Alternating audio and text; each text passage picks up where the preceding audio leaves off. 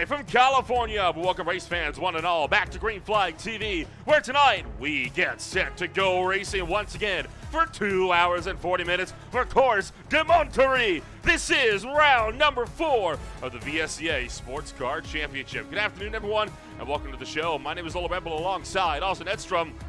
We are bringing you all of the action here tonight from this 2 hour and 40 minute sprint race, or race 2 of 5 of the sprint championship and 4 of 10 in the overall championship. Awesome. We were just talking about some of the tricks and challenges of this racetrack and how exciting this track was the first time this championship swung out there a few years ago. We're expecting a big firestorm of a show here tonight. Yeah, absolutely. I mean, we've got 53 different drivers. Sorry, well, more drivers than that, but 53 different cars out here, I should say. And this is a very, very tight racetrack and a very short road course compared to what we have been driving on so far. We've been to Daytona, we've been to Long Beach, and we've been to Sebring. Laguna, Seca, way shorter, way tighter. Look at all of the dirt and gravel on the outside of the racetrack. Very easy to dip 2 tires onto the outside and just push your car out wide and lose a ton of time. Love road courses that punish drivers for making mistakes. You take a look at some of the point standings entering this race tonight. Mayor Sinisby before was with a great showing out at Sebring last month. Really started to reel that gap in. It's down to just 29 points between themselves and HAC Racing for the GTP points lead. It's going to be big, I think, for this for your main class here of the weekend. And then, of course, LMP2, Gowan Racing, after some post-race penalties, they end up taking 3 points races in a row, 4 in a row total if you count the Roar. And they still only sit, what is that, like 45 points above Rising Panda Racing? But they have clearly been proving themselves to, this is Gowan Racing, my apologies, who did not win at Sebring. I think you're Screeching Moose Motorsports already jumping down to GTM. But again, you can tell Gowan Racing with their 2 back-to-back wins, of course, that run was upset at Sebring. But they still have that points lead, showing they had the buffer to lose. Yeah, absolutely. You were confusing me there for a second. I was like, man, we've got 2 4-time winners in here. I can't believe it. But no, the Gowan Racing has not won every race, but they've done great. I mean, 47-point gap to Rising Panda Racing this early in the season. Pretty decent gap up there, but a little bit bigger gap for the GT Pro field with Fisher Motorsports number 84 being, 127 points ahead of Kinetic Racing? Good math. I wasn't going to get that one. Well, you say good math. I'm going to have to pull out my calculator to make sure. That is the point difference. There we go. So 127 points between Fisher Motorsport and Kinetic Racing, and then only 10-point gap to the second Fisher Motorsport entry in the GT Pro field. You can tell it's been a good year for Fisher Motorsports with 2 of their cars sitting in the top 3 in the points. Although there are some drivers like DS Racing Esports Team and GAC Racing Esports, along with RPM, that are looking to try to see if they can't close in the gap as well further in the season. And then, of course, we get to GTM, where Screeching Moose Motorsports this time, I'm actually correct, have won 4 races in a row, 3 of them being points races. And again, over 100 points clear of Digital Chicane. Firestorm Motorsport runs in 3rd, but SMM, they have proven to be the guys to beat in GTM. They got some trouble with 12 Hours of Sebring, showing that they are not invulnerable. Yeah, absolutely, but at the end of the day, not invulnerable, but Screeching Moose Motorsports are acting like it so far this season, winning all 4 of the races so far. Didn't win it on the racetrack at Sebring, but due to some penalties where I believe it was Digital Chicane's number 80 that they came together with, who ended up going through and winning on the racetrack. That number 80 entry ended up getting a penalty, and unfortunately for them, that bumped Screeching Moose Motorsports up to the top step. But at the end of the day, just a 119-point gap between the 2, and I'm honestly kind of surprised that it's that small between those 2 teams, as Screeching Moose Motorsports has won all 4 races so far.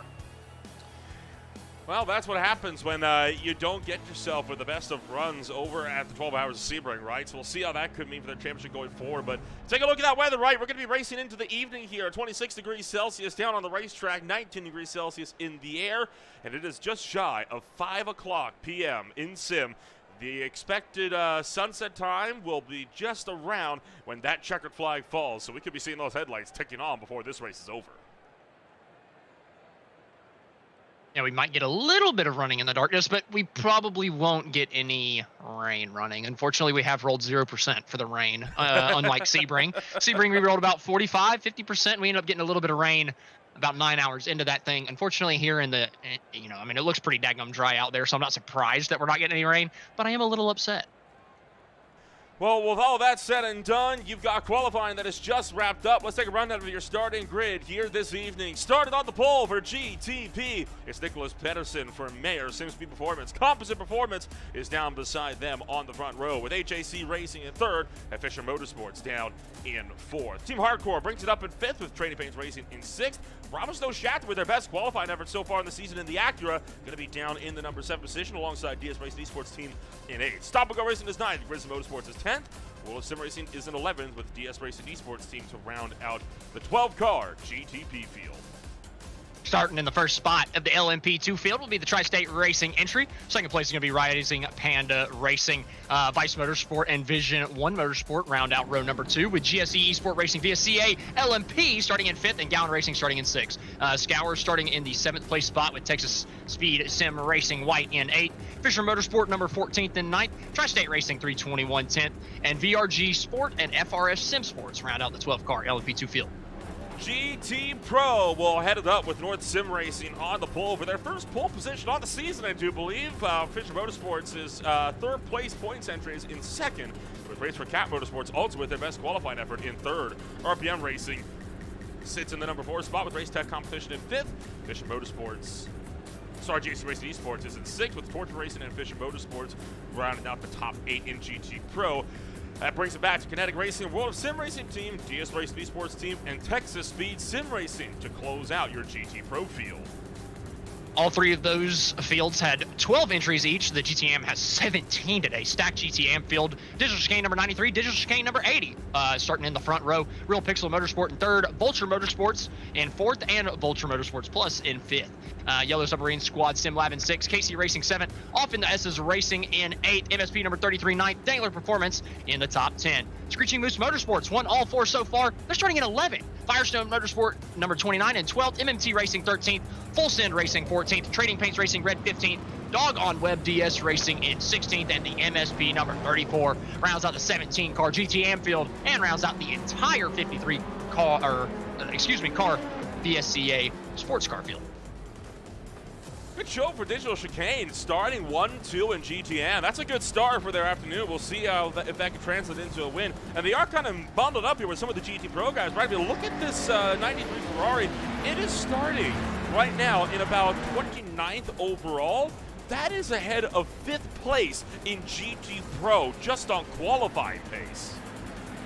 Yes, that ends up being a big deal for a couple of these both of the Digital Chicane guys, as they're stuck in the middle of the GT Pro class, not all the way at the back. So not only are they starting, let's see, 5th, Digital Chicane number 93 is starting 5th in the entire GT class. That's a very, very impressive out of those guys. And their main competitor, their main rival in the championship, Screeching Moose Motorsports, they're starting way, way, way back in the field. I mean, like 15 positions, 18 positions, I believe, further back than the Digital Chicane number 93 in the GT field. So that's more positions in between them than there are cars in their class. It's going to be a tough challenge for Screeching Moose Motorsports to overcome that, but they've proven that they are not above adversity before, rebounding after getting involved in a couple of incidents at Sebring. And in fact, at Daytona, remember, taking the win at Daytona after being involved in a few wrecks, included one that took off the front clip. We'll see how all this is going to pan out, though. Your GTP field working through that corkscrew for the final time before we go to Green Flag Racing. Well, give us your final thoughts here then, Austin, because, boy, it's about to get wild. Oh, is it? I mean, come on. This is going to be awesome. Laguna Seca with all of these sports cars running around at 53 of them around this tiny, tiny road course. It takes a minute and 10 seconds for these GTPs to get around this racetrack. It's going to be fascinating watching these guys race around here for the next 2 hours and 40 minutes. Pace cars off. We're happy that you joined us here on a Saturday morning as Nicholas Pedersen from Mayor Simspeed Performance works through that final corner and in towards the restart zone. For the VSCA Sports Car Championship, it's go, go, go! Wake course to Monterey! And a good launch from Pedersen, hopping off the line as he fires it up and over the rise, down and in towards turn number 1. For the first time tonight in your GTP and LMP2 fields, fanning out 3 wide, multiple rows back through the opening couple of corners, and looking like we've escaped all clean and green in your GTP and LMP2 fields.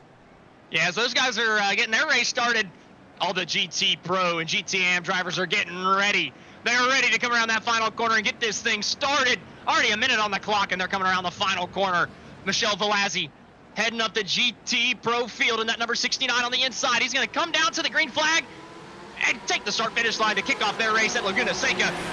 GTM and GT Pro field both coming down into turn number 2. The Andretti hairpin trying to get through this corner just nice and clean. Still, it's a short race for these guys, but at the end of the day, 2 hours and 40 minutes is still a long time. Just short by comparison over their 24-hour races, but relatively clean throughout the entire GT field through turns 1 and 2, and now back to the front with the GT Pro class, or GTP. And by the time GTM leaves turn 1, you can see already Pedersen leaving the final corner down the front stretch, really showing just how crucial it is to try to get a good launch off the line. Pedersen will lead lap number 1 to green, while the rest of the field behind him is in hot pursuit, firing down the hill. Yeah, the back of the GT classes have not even gotten to the corkscrew yet. Like, they're not even close. And the leaders of the GTPs are, they're going to be breathing down their neck really quick. And here we got a battle for that 7th place spot. Meredith, Fergato side by side. Tight between the two, but coming under the bridge, it ends up turning into a battle for 8th as Fergato's getting under pressure from the 278. Oh, a couple of drivers off into the dirt. This is in the GT Pro field, sorry, GT Am field. Is that Klassen's off in the dirt? Yeah, that's your Daytona 24 winner, and it looks like the the Real Pigs of Motorsport Lamborghini going off as well. Ronald Gross having a problem, so a couple of cars, in fact, going around. And we'll try to get a look on what the heck just happened to a few of these drivers. That was Narciso that went off the racetrack, and has he collided with the Lamborghini. There was the hit with the Porsche going off and into the grass, and I think we just saw Ronald Gross being taken out in that mix as well. And we got more problems with the LP2. We'll cut to that in a moment. There was Ronald Gross getting turned around in the Lamborghini. And he was stopped there for a good long while. Orlando Campos and Kyle Granger still off the racetrack. Ultimate the corkscrew. Holy cow, it's a pile up at the top of the hill. Oh, that's a huge impact for both of those. The 91, I couldn't quite tell the 48, both into the outside fence coming through the corkscrew. It's going to be a problem area all night. A couple of LMP2 drivers going off. And then that was 2 different incidents. One of them hopped the curb, and the other one just got into the back of another. And then that was just clumsy from Scowers SS Racing, running over Vice Motorsports and shunting the big time into the barriers, really just making that incident worse than it already was. And we can now have even more problems in your GTP field as Stop and Go Racing tried to lunge up the inside. Bravo so Shatton got into the side at the Andretti hairpin and spun their machine around, had to back it up into the grass and lost a handful of spots. They're down to 21st overall. Yeah, I mentioned right off the bat that I thought it was Klassen's off. He's actually not off. He's running in the 4th place, the GTM. I got a little confused with a couple of these paint schemes, but the initial incident was just so confusing between a couple of the GT, I believe it was GT Ams. No, it was GT Pros, the back half of the GT Pro. It just felt so strange to have that incident through the braking zone. Just people pinching through that little hard, who's this off the racetrack out of the corkscrew as well? Fisher Motorsports' LMP2 entry going off the road at the corkscrew. Just kind of all kicking off here. I imagine just through, there's that little right-hand kink and then down into the left. It might just be all by himself here. Sure was. Got a little bit of help, but that car was already going around and then brought that to a stop just off the racing line and was able to flick spin that car back up and around. And the 2 DS Racing Esports cars having problems right in the middle of your GTP field. Were they 4 wide there coming out of turn 1 down to 2? I don't even, oh man, they're still wrecking back there towards, oh goodness gracious, right before the bridge down to the inside of the apex there. That's Mora going off the racetrack, getting a little bit of damage as well. Just, I don't even know what to say. I mean, it's about 4 wide with 1 in the dirt on one side, 1 in the dirt on the other side, maybe 3 on the racetrack, so it might have been 5 wide. I don't really know. There was at least 1 car sideways coming through here, and it was Bravo Snow Shatton getting tipped by MMTQ, and well, not quite 5 wide, but they were 4 with 2 in the gravel, and then Thomas Mora just coming back onto the racetrack, getting sideswiped again by MMTQ and spinning out. What in the world? I mean, obviously they're a little frustrated with each other, to say the least. I might want to go back and watch that on my own, because that was just so strange between. I mean, they're not even in the same class. Why are you bickering between 2 different classes? Possibly a case of not even understanding where they were. Battle on for second in LMP2. Damian Benke for Vision 1 Motorsports in their first ever start in VSCA. Tried to lunge to get around one of those cars. He got another one that's gone off and into the grass. That is Stuart Leslie for off in the SS Racing. But this battle for second heating up. Looking like Vision 1 hangs on just for the time being. Yeah, Venke able to keep a hold of that position in the 11. Got another replay on offer for you here. Coming down into turn number 2, the Andretti hairpin. It's just under braking, perhaps, on that first apex. Just, that's a very, very lazy spin coming through that double left. That's a strange one. Not uncommon, though, if you take that corner a bit too aggressively. It'll bite you. And, well, it's certainly a bit off in the SS Racing there. Got your battle for the overall race lead, still separated by less than a second as Patrick Fogel and Nicholas Pedersen will try to work their way through GT Pro lap traffic for the first time tonight. It's been intense, though, in this opening 10 minutes, but still no major problems just yet. We'll check back in on the battle for 4th in GT Pro. This is between RPM and GSC Racing Esports. Whoa! The Lamborghini into the back of the Porsche, giving the 911 a good shot to the shorts into the Andretti hairpin. Yeah, it was a little dirty, not dirty, but a little nudgy going down into turn number 2. Just, I don't know. We're early in this race, and I feel like I've seen more contact than I saw at Martinsville a couple weeks ago in the NASCAR cars. This is crazy. And I know I say this just about every time we do this, but I'm telling you, you give Europeans fenders, and they lose their minds, man. Be careful what you wish for, right? I mean, we could even get a few safety cars to throw some wrenches into the works here in this one. Oh, wait, I'm sure we'll get at least more Archie off the racetrack. Is that second place in the GTM? Orvex off the racetrack, along with I believe that's a GT Pro competitor off as well, Quintana? Yeah, that was what is now 10th place in GT Pro, getting into it a little bit with one of the GTM digital chicane cars. Again, talk about some intense runs here. Souza goes off the racetrack at the corkscrew. The DSC Racing Esports GTB Cadillac will get himself back up into the running, but Nicholas Pedersen, fastest lap of the race, a 1:11.53 to start off what I believe will be lap number 7 for your GTP field overall. Just checking on your battle for 3rd here in GTM, because it is also tight with prototype traffic trying to slice through. And it's just so crazy to me that we're 7 laps into this thing in the GTP field. You know, given the racetracks we've been to so far this year, every lap seems like it's taken about 2 minutes at the other racetracks. Today, just about a minute, and they're going to be logging laps unbelievably quickly, and these guys are going to be dying by the end of their stints. I mean, very, very physical racetrack, and we've seen a lot of physical racing so far, and we've got a little bit more here as the digital chicane number 80 kind of cutting off KC Racing there on the exit of turn number 2 in the Andretti hairpin. You see just how many cars are trying to slice through. I mean, that's part of your LMP2 field, part of your GTP field. Screechers Motorsports, by the way, already up 9 positions this race, and that Mercedes is making waves early on, up to 6th place in GTM, and only about a second right now off of the top 5. So Luke DeSantos proving that while they may have not had the best qualifying effort, they're not about to be bested in the race. Well, and more importantly for them, that race car's clean. I mean, they started in the very, very, very back of this pack. We saw how much carnage occurred in the first 10 minutes of this race.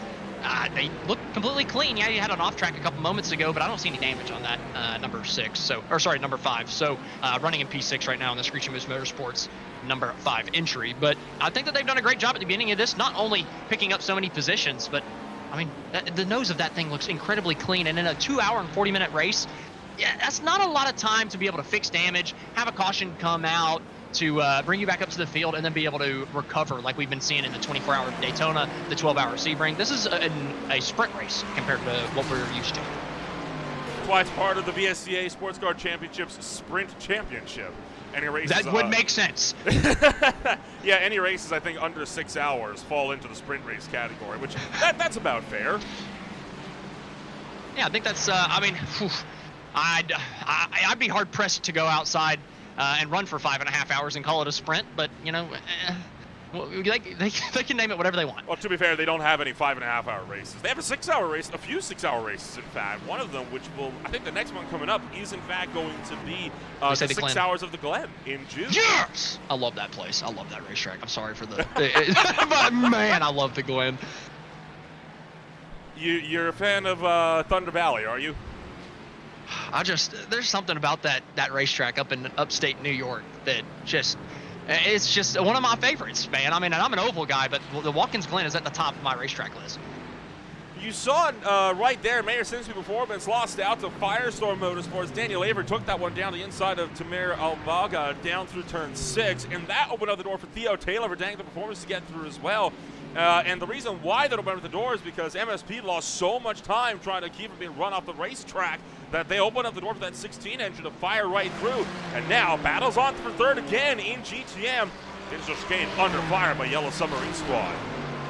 Well, and Digital Chicane had that issue a couple laps ago, the number 80 getting shoved off wide, or having an issue with the GT Pro competitor. I couldn't quite remember what the number was, but it happened a couple laps ago, and now they're able to pick up a spot over the Yellow Submarine Squad, number 531. But I don't know. If I was Orvex, I'd be a little nervy from that beginning. But at the end of the day, he looks relatively calm and composed, even though he's been shoved off the racetrack once already so far today, picking up that spot. And his teammates running in the lead currently. So you know that Digital Chicane group is going to have a ton of speed through the end of this thing. Taking a look at Stop and Go Racing and Tri-State Racing, they are battling for 18th place overall, but they are not in the same class. And this has got to be infuriating for Thomas Mork, who continues to try to get around Bart Matija in Tri-State Racing just in front of him. As, oh boy, they're going to split the race for Cap Porsche down the inside as the number 12 GTP runner. Tri-State Racing is not letting them have this one easily, though. It is worth noting the lap time difference between GTP and LMP2 around here is not crazily different. It's only about a second or two off of each other. Yeah, that's not a very wide difference. But to be fair, we've been talking about how short this racetrack is, right? So obviously, the shorter the racetrack, the less time disparity you're going to see. But oh man, it's just so tight in so many areas with the faster cars coming through. But to your point, it's still a relatively close distance compared to most racetracks, and so that is going to make it harder to work through the slow traffic whenever you do eventually have to come up and lap them. If you're Nicholas Peterson, if you're anybody at the top of the GT Pro field, composite racing.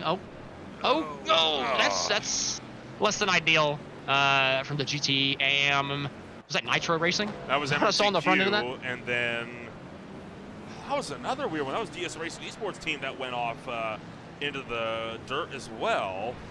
I don't know how I read Nitro off the front of that front bumper. I need some glasses. There's not even a Nitro in this league. Yeah. I'm not going to argue with you on that one. Oh, boy. And here's the battle for 9th with Remy Loge, the LMP2 leader, breaking up the fray as well. Bravo Snow Shatton down 2 positions from their start this race, trying to keep World of Sim Racing one of the big front runners in the 12 Hours of Sebring, and Long Beach winner trying to get up and into the mix as well. You also just had a pass for 6th in your LMP2 field. This is the battle that saw Dumet into the lead of your LMP2 field. Yeah, down into turn 2 here. The double left-hander, pretty tight getting down into the braking zone. I hate that it's called turn 2, but it is. They're coming around. Oh, a little bit further behind. Yeah, 42 just spins it all out by himself.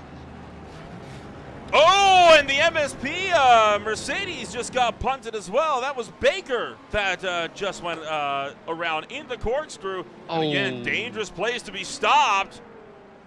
He's going to back that car into the wall. He might be able to get it rolling here.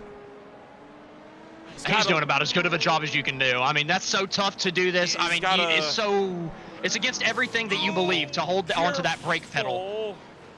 Did a good job there on waiting for a gap. He was able to get himself back rolling, but that car is wounded. And there was somebody that ran into the back of him, and it wasn't one of his GTM competitors. It may have been. Yeah, I think the Ferrari tipped him. Oh, yeah. He might not have too much damage on that thing, though. I don't think anybody hit him coming through here. So, honestly, that 34 did a pretty fantastic job getting out of that scenario without having any major damage. It looked to me there like Taisha tried to let him through, and then just got into the back end of him. Yeah. I agree. That was very strange. Big credit to the 34 though. I mean, yeah, he didn't need to do that maybe, but he didn't ruin anybody else's race. So a little bit. Oh, that car's hurt. You see it? Look at how it's crabbing. Yeah. So they were slow off the pace, crabbing that car from some other impact into the wall somewhere, and that is why they got into the back of him. That's a little more understandable, but still not pleasant.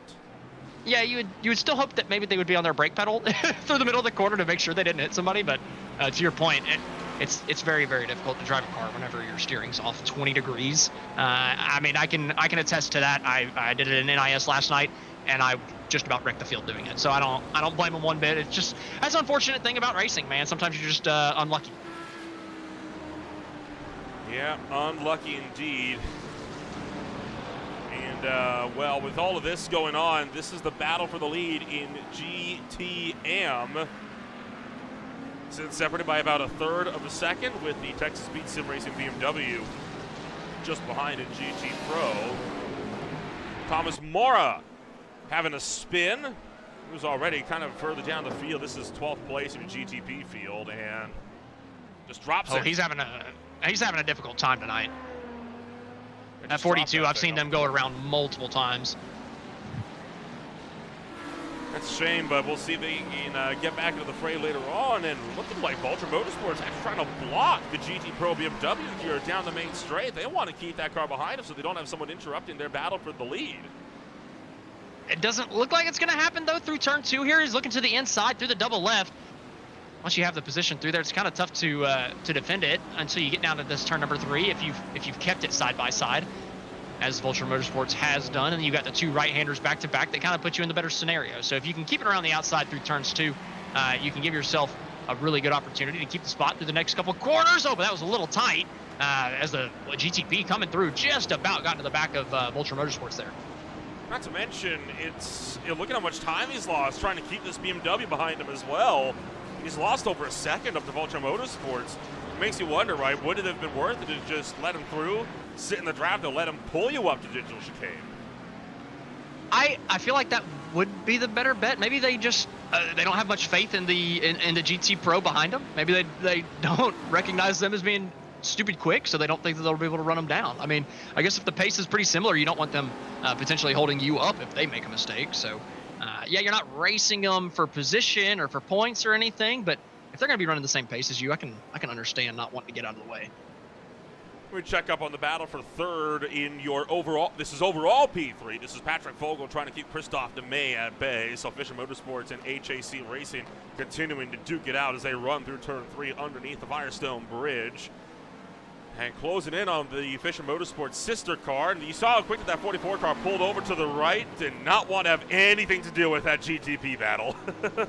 Absolutely not. Are you kidding me? It's so hard to get out of the way here, though. I feel like there's so many tight corners. I mean, this one they're going through right now. Could you imagine being a GTP catching up to a GTM right there?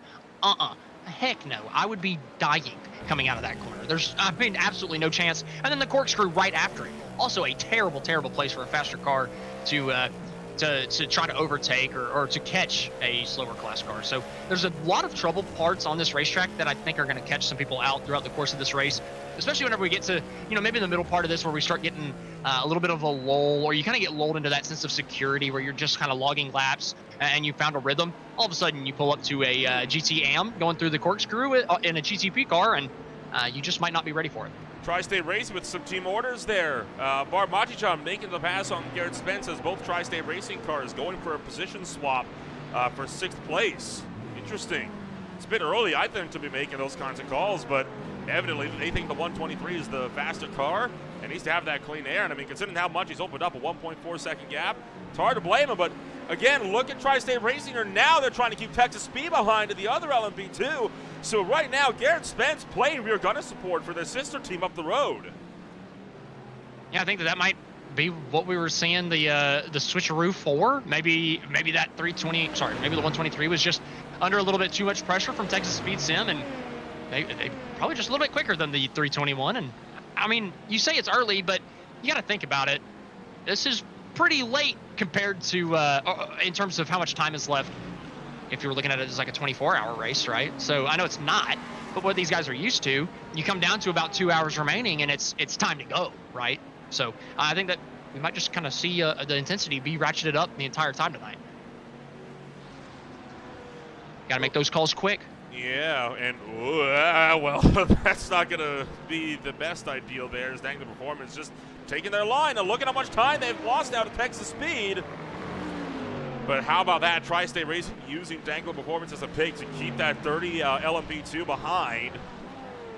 This is a good fight they got going on here. I'm very curious to see how this is all going to pan on out as the 321 and the 30 continue to ebb and flow ever so carefully in their own little gaps. Yeah, and it's allowed the 123 to skate away by 3 seconds, by the way. It's only been a lap since they swapped him around, and he's already got a 3-second gap to him. So I mean, it's proven to be the right call so far. We'll just have to wait and see if Tri-State Racing 321 can hold on to the 7th place spot, though, and continue to drop that number 30 back off the back bumper of the 123. Got a pretty big cluster of cars in GT Pro/AM, and I mean, you take a look at the Hornet stats there. This has got a lot of GTP and LMP2 traffic trying to slice through as well. This is right now from 4th in your GT Pro field on back to, so we're looking at 26th back to 34th in overall positioning, all in one giant train with lap traffic trying to get through as well. This is right now where we're going to see, I think, a big incident coming in if we're going to get one. I mean, just all the cars that we were seeing between turns 5 and 6 there. I mean, it was absolutely incredible. And now all on the same straightaway, coming down into the corkscrew, down into the little kink of 7, into the corkscrew of 8, and then down into rainy curve of 9. This long sweeping left-hander. Oh, then to the faster cars just coming through. Also, just seeing the big traffic clusters are going to be very, very predominant here today. I really just believe that we're going to see that time and time again. Just the racetrack is so short, it's so narrow. It's going to be so tough for these guys to stay away from each other all night. And this was the pass for the GTM lead in the corkscrew. Digital chicane over the shot. And Vulture Motorsports said, thank you very much, we'll take the lead. And we were talking earlier about Vulture Motorsports holding up a GT Pro competitor. Well, it's a good thing they did because they were just able to take the race lead. I imagine if they got held up by that GT Pro or they had given the position to the GT Pro, they would have been a little bit too far behind to take advantage of the 93 making that mistake. Now they've taken the race lead and they pulled a 3-second gap out to both digital chicane entries. Here's your World of Sim Racing team's GTP entry. Edgar Estefania in pit road, and he has been in there for a bit. 31 seconds and counting. That's not uncommon in these cars. Remember, the pit stops are quite more lengthy than what we usually see in stock car racing, which is of course the norm on this channel. But that is a very early pit stop, right? I mean, you've seen the LMP2s come in about what, 30-40 minutes in their stints. GTP's about 10 minutes later. We're just over 20 minutes deep into this race. That is extremely early. So I'm trying to think of this, right? You said the LMP2s. Well, that was a GTP. How long did the GTPs normally last? From what I've seen, usually about 45 to 50 minutes-ish. Well, I do remember, you know, being the NASCAR guy I remember before stages, you would run road courses backwards. So perhaps that is what we're seeing out of the 51 of Estefania. What you would do is you would pretend that you're starting at the back end, and that would be your long stint. So from 0 minutes left on the clock to 40 minutes left on the clock at the very end of this race, you would run that all the way green and all the way out. But it shortens up your first stint, and you just start your pit stops a little bit earlier. Perhaps that is what we're seeing from the 51. I'd have to do the math on the fuel timing charts, but I wouldn't be too surprised. But I think he's still in pit road, and I think that might be a little bit too long. Yeah, that's a minute 48 now plus. That is way longer than any pit stop should ever take. So that's either damage repairs or a penalty, or they've decided to call it quits really early in this race. But you got FRS Sim Sports now under fire from Tri-State Racing in the 123. And this is the battle for the top 5 in LMP2. Yeah, coming down to the corkscrew, the trouble spot, missing the apex just a little bit of tire smoke coming down into the second apex there, the tight right-hander, giving up a little bit of time to the Tri-State Racing number 123. We were mentioning earlier, the 123, 321 swapped positions not too long ago. Now 4-second gap in between both those guys. The 321 has drugged the 30 back, and now the 123 going on a move to the inside of the 621. Not quite able to do it through the final corner. Back onto the front straightaway. He's got the draft all the way down the front into the kink of 1 and into the Andretti hairpin of 2. But he might just be a little bit too far back to make a move. Julius Cervone having a problem as well in your GTM field. This is this is Trading Paints Racing down to the turn 1. And again, just drops it all by themselves with that lazy spin on the entrance. It's that lack of downforce, right? The fact that you're turning into a very tight corner, one of the tightest corners on the racetrack, on a downhill braking zone. It's going to unsettle these very aero-dependent cars. Nolan, I know that you hate kinks being labeled as turns, but that's turn 2, buddy. Turn 1 is the slightest. I knew it. I hate whenever the first braking zone is at turn 1. I know. I hate whenever the first braking zone is at turn 1. It throws me off so bad. That is a hill I will die on any day of the week. Do you want me to bring up Sonoma again? Oh, please no. Both of these are California tracks, so we can talk about it. They don't know how to name their corners in California. I mean, to be fair, it's not as bad as VAR, where they have turns 13, 13A, 13B, 13D, and 13C in their grand layout. When does it turn 14? I don't even know. Okay, well, that's fair. I don't know what the heck that's about, but I'm glad I've never seen that racetrack, or else I'd be a little irritated. You're going to see it later in the season. We're going there. Oh! We're not going to that layout, but we are going to the track. I'm getting sick that week. You better not. I'm calling out right now. It's a 2-hour, 40-minute sprint race. Oh, okay, fair. Well. The fight still rages on for 5th in your LMP2 field. Again, checking in on this big cluster in GT Pro on back with guys like Andre Quintana for World of Sim Racing Team trying to close out the RaceTech competition and Texas Speed Sim Racing. You got North Sim Racing in here as well. So a 4-way battle for 7 in the GT Pro, and all 4 cars separated by less than a second. Yeah, pretty tight, even though we are 27 minutes into this thing. Still seeing 4 guys back to back to back, all battling for the 7th place spot. Coming down into turn number 5. And then down into the quick left-hander of 6. I mean, just tucked up behind somebody, I feel like this left-hander of 6 is so difficult. You can hit that little sausage curve on the inside, shoot you out wide. You can completely miss the apex and shoot yourself out wide. I don't know. I feel like that's going to be a more trouble spot later on in the race. I'm surprised we haven't seen many issues through there so far. I'm a little bit surprised as well, Frank, that we haven't seen too many people getting in there throughout the course of this afternoon. But for now, well, we'll be seeing these guys continue to go to work. 8th, 9th, and 10th, all tucked together. Texas Speed Sim Racing started to pull away on that BMW up the road. This is really turning more into a 3-car scrap for 8th at this point in time, as got an Audi, BMW, and a Porsche. 3 different German manufacturers, all trying to gun it down into that opening corner. The opening braking zone corner. I was waiting because I knew there was gonna be something a little bit more into there. The first braking zone is what we should call it. We should just call it braking zone 1. Trading paints. Trading paints through acceleration zone 2. Looping I think it, that's unfortunately. Zone 3 at that point. No, what? You have the pit straight.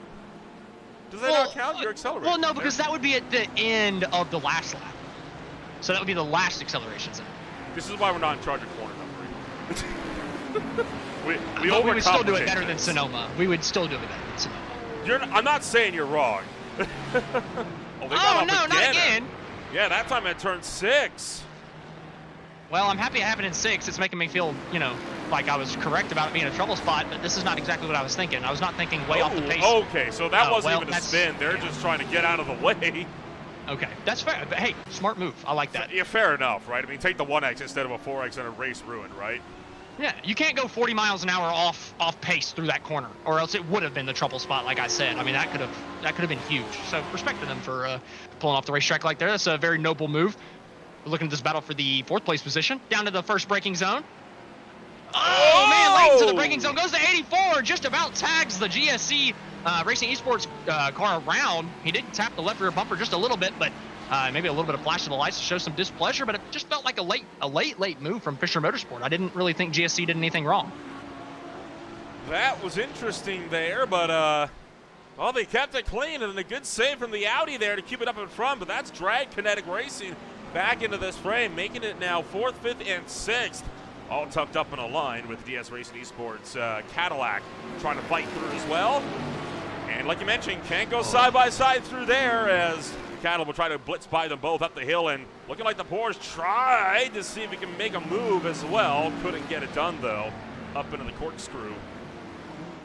Dude, it just takes so much patience through turn 6 if you're in a GTP. Like, if you're in a GTP or an LMP2 and you are coming up to turn 6 in that long line of GT Pros and GT AMs, I mean, you know you can just fly by the guys, and you feel like you should just dive into that corner and take the position, but it's one groove. You've just got to find a hole in line and slide through.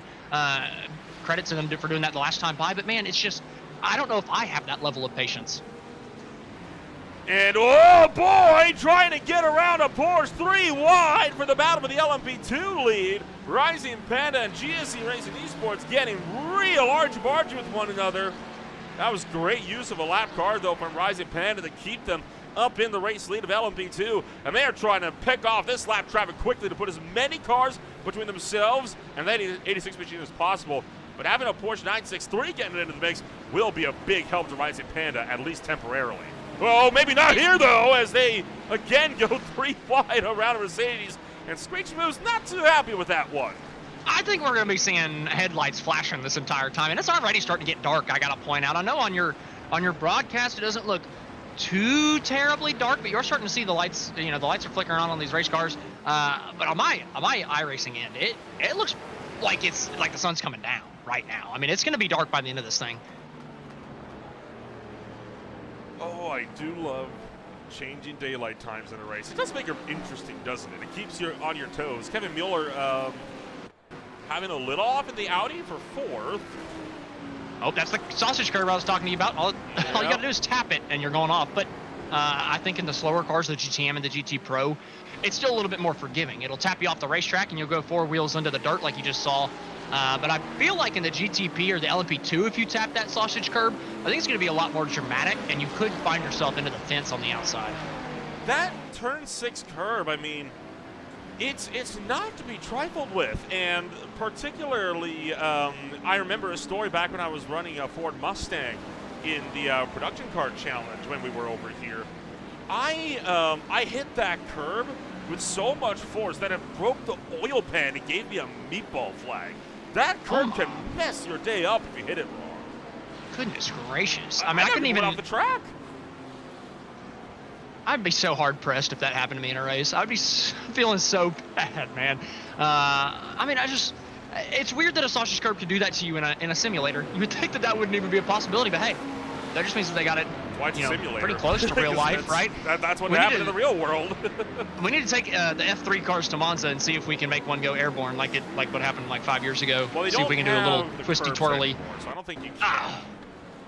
And there is Leslie, speaking of sausage curbs, going into the wall, courtesy of running over one for off of the SS Racing. Well, that's a pretty, I guess the name fits for that one. It wasn't in the S's, but it was off in something in the barrier. I guess maybe we should change it to off in the barrier racing, but back up towards the front. Wow, they're going to hate me for that, but up at the front of the GTP field, Nicholas Peterson still leading the way over Patrick Vogel, and these guys haven't separated probably from over 1.5 seconds. I've seen Vogel drop to about that gap back off of the number 3, and then he'll pick it back up to about half a second, and then it falls back to about 1.2. It's just kind of modulating within that range, and I mean, it's all because of these lap cars that we're seeing, right? The number 3 gets through a couple of them better, and then the number 15 gets through the next group of them better, and it's just a little bit of an accordion effect so far during the beginning part of this race. But we are almost 35 minutes in. Oh, that's going to be a bigger than 1.5 second gap. It's a 15, just about lost it. A pit stop should be coming up for these guys in about 10 minutes. That was a snap from Composite Performance. What a job to hang on to that. Take a look on board here with Composite Performance, and we'll have to speed this up a little bit to get to the point, because this was the next closest incident we had to that. But I mean, you can see them really trying to challenge MSP all the way down the straight, and I say that as well. Robert Lancaster for RBM Racing is off in the gravel as well, so we'll take a look at that in just a moment. But I mean, take a look at this here as they're coming around through, I believe this will be turn 4. And look at the wheel work. Curb. He got the curb again. He got the sausage curb on the inside. That was He touched a little red curb on the right side tires, man. It's crazy how abrasive, or not abrasive, but just how much those curbs throw these cars around.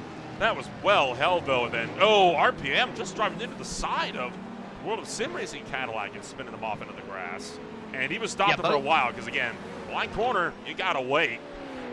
Both of our main Porsche competitors from the Daytona 24, the two that were fighting for the race to win at the end of that thing, both going off in the corkscrew over the first 35 minutes of this event.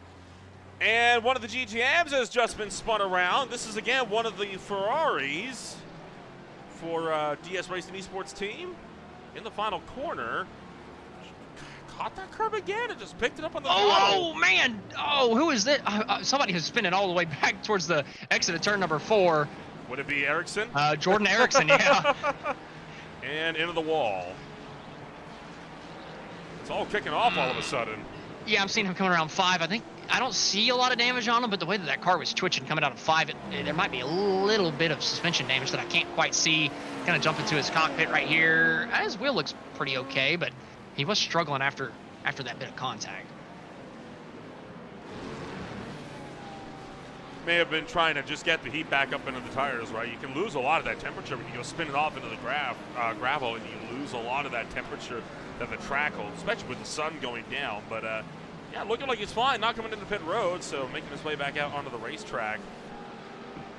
Battle for second again in LMP2. He's on. GSC Race to the inside of Vision Motorsports. And they're going to be through this time. Vision One Motorsports will drop to third. Good showing, though, from a brand new team. Yeah, doing a great job so far. I hate to change the subject, but well, there we definitely go. changing the subject as the yellow flag's coming out. But I think that came at a perfect time for the 15 of Patrick Vogel, because I think he had compounded that first mistake that we saw with another one for the number 15 composite performance machine. They fell off another 2 seconds after that issue. So I don't know quite what happened to Vogel after the initial issue, but he has completely dropped off the back of the MSP number 3, and this caution came out at the perfect time for him. So, first yellow flag period of the afternoon, and there's a lot of lap traffic. This could be an extended yellow flag as well. I'm anticipating minimum 15 minutes probably, possibly 20 plus, depending on how long it takes to wave all of the lap traffic around. Right now, there's only 13 cars total on the lead lap in a 53-car field. Oof. Yeah, not too many, but not too surprising, right? It only takes the GTP leaders a minute 10, minute 11 seconds to get around this place. So, I mean, you're going to lap every single GTM and every single GT Pro car within, well, they're 10 seconds a lap faster. And with there being 7-second brackets in that, yeah, it'll probably take about 7 laps to lap every single GT Pro and every single GTM. So not too surprising we're going to see a lot of wave rounds here tonight. Nicholas Pedersen will pick up the tail end of the iRacing pace car. So before, I guess this is actually a great point to bring up minimum drive times. For two-man teams, it is required that each driver has to drive a minimum of 40 minutes. And then if you have a third person on your team, there is no requirement for a third person's drive time. But, you do have to now wonder, right? I mean, we're what, 2 minutes away from the 40-minute mark? If pit road opens at an opportune time, this would be a great time to get that second driver in the car under caution. Yeah, that is a good point. We need to go another, minute and a half to get the minimum time, because we did start with 2:40. And I don't think they're opening pit road this time. They do a whole round of waiver rounds before that. Yeah, and if we're taking one lap in 1 minute and 10 seconds, and we're not even to the start finish line yet, we will absolutely, as long as they don't have to pit this lap, we will absolutely get to that minimum by the time we come around next time by. I think it'll be probably a minute 58, 30 or so remaining by the time we come around next time. So I do think everybody's going to be able to come down and switch drivers if they feel like it. But I do think that a lot of these guys are probably content with leaving their guys in right now. If you're the MSP number 3 up top, or anybody leading any of these fields, do you really want to pull out your guy that's been leading the field or leading the race the entire time? I mean, remember, you add a few seconds on when you switch drivers, right? Those few seconds could be invaluable during a green flag run. I think what you would do now, right? Yeah, you'd put that other guy into the car now under caution, where you don't have to waste those precious seconds on the racetrack, because you know you're going to be bunched up anyway. I don't see any downside to getting the other guy in the car now. You can meet those minimum drive times, then you don't have to worry about it the rest of the race, because we saw that at Long Beach. Some drivers did not meet those minimum drive time requirements because of how the pit stops fell. And basically the deal is, if you don't do it now, you have to do it under the next one, because by the time you come down pit road again, it would probably you might be into the end. Yeah, exactly. You might be under 40 minutes to go. Now, obviously, you could short pit and pit with 42 minutes left if you really wanted to, I suppose. Whoa! That was Bravo Snow Shatton going off in the Acura. I guess that's why they call it turn 1. Ay. I guess things can happen at turn 1 here. What on Only under earth caution. was that all about? That's the 4th race in a row we've had some kind of caution incident. And in fact, every race just about we've had a safety car has had a caution, an incident under caution. And it's a straight penalty if they make car-to-car contact. Like, it's usually at least a lap penalty plus 30 seconds. I have some sympathy for it. Don't get me wrong, you got to pay attention. But I have some sympathy for it in the sense of they are coming over that hill. And there's 53 cars on the racetrack. So there's going to be huge right? stack-ups. I mean, there's an F3 relative. You have other drivers that can spot for you.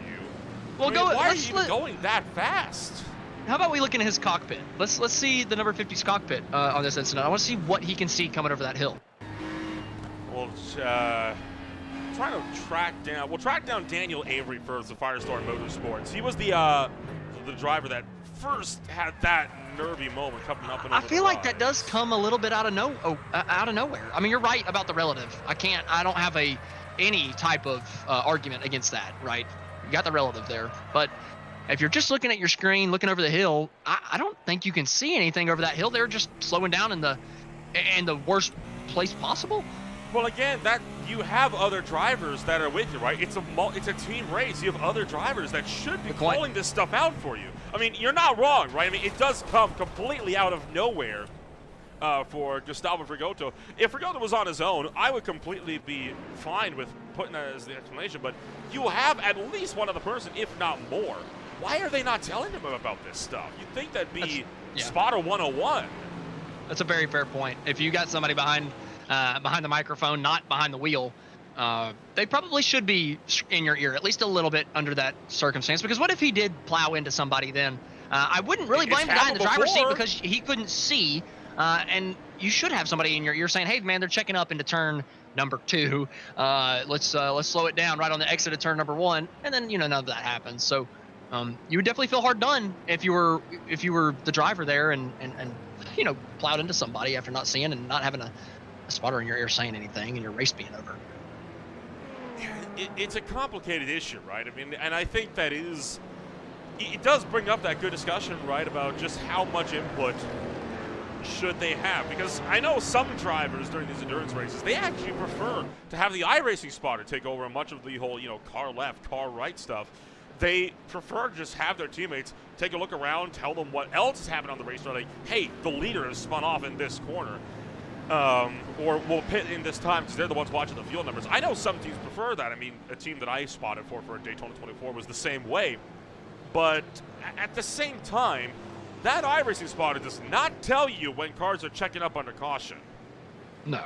And that's honestly a big detriment to the iRacing spotter. It definitely is a little bothersome. I wish it would let you know whenever the leader catches the pace car and where they've caught the pace car at, so you can at least maybe judge where the checkup could come.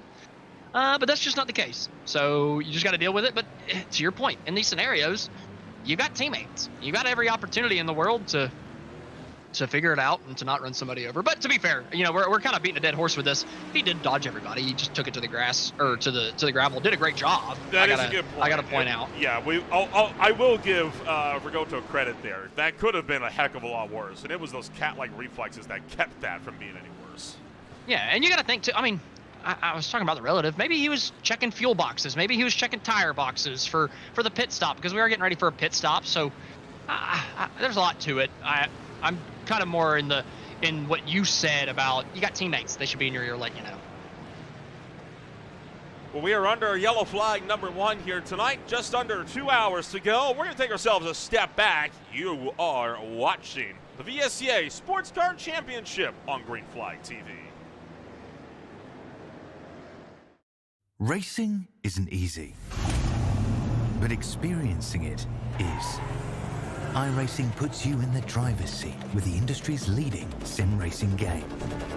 Drive on laser scan replicas of the greatest racing circuits from around the world. Go head-to-head against other drivers chosen by skill-based matchmaking to ensure competitive racing at every level. Compete across all your favorite series. In officially licensed cars, engineered to deliver the most accurate driving experience possible.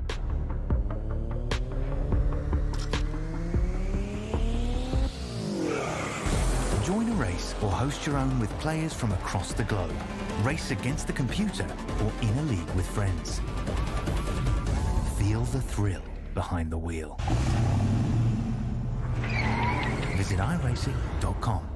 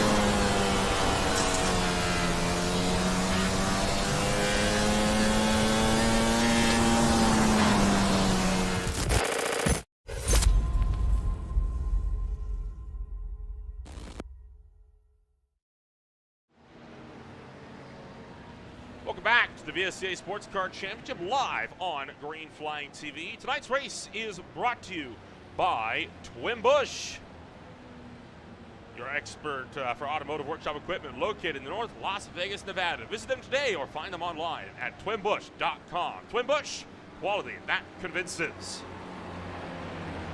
Well, while we were under caution, we noticed that Fisher Motorsports and one other driver were stranded in pit road along with FRS Sim Sports. This was before everybody came in for pit stops, and well, we were talking about how good of a job Gustavo Frigoto did on the racetrack to avoid a huge pileup.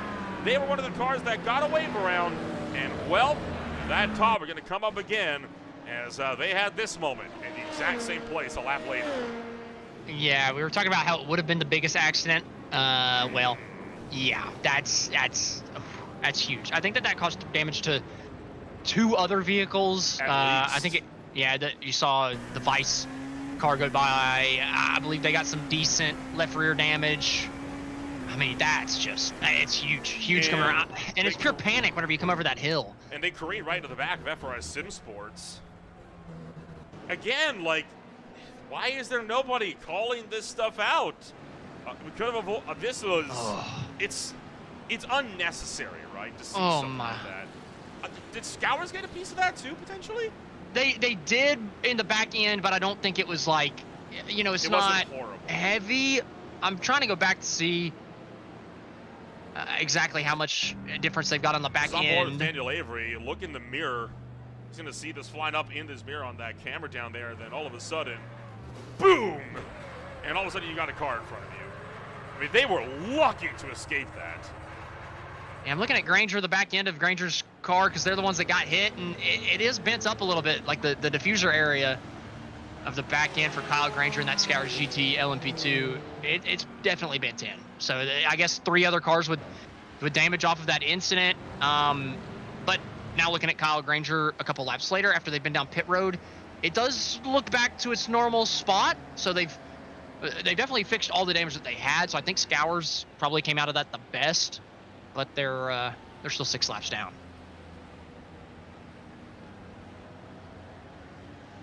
I think my opinions are quite clear on what I think about all of that. Yeah, you've made it pretty obvious. You've made it I definitely understand where you're coming from. You know, I like playing, you know, devil's advocate, benefited it out a little bit because, again, we did see the onboard before the caution about how difficult it is coming over that hill to see whenever people are slowed down. But to your point, this is an endurance race. You got teammates. Somebody should probably be telling you. And also, you are under caution, so you shouldn't probably be going race speed regardless, even if you are catching up to the field. That's the other big thing. Like, it's not like a NASCAR race, right, where you get that one wave run. You have a lap to get up there before you go to green flag racing. I mean, we've been under caution for, what, about 20 minutes now.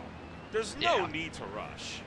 Yeah, I've got to agree with you on that one. I do. And it's tough because it's not even, it doesn't have anything to do with racing, right? I mean, you're just trying to bide your time. You know, everybody else that's, you know, riding behind the pace cars biding their time, and all of a sudden you hear a freight train coming behind you. I mean, if you live in the southeastern United States, you know that whenever you hear a train coming, you better find shelter because it ain't a train, it's a tornado. And that was about a tornado coming around the turn 1 bend there over that hill.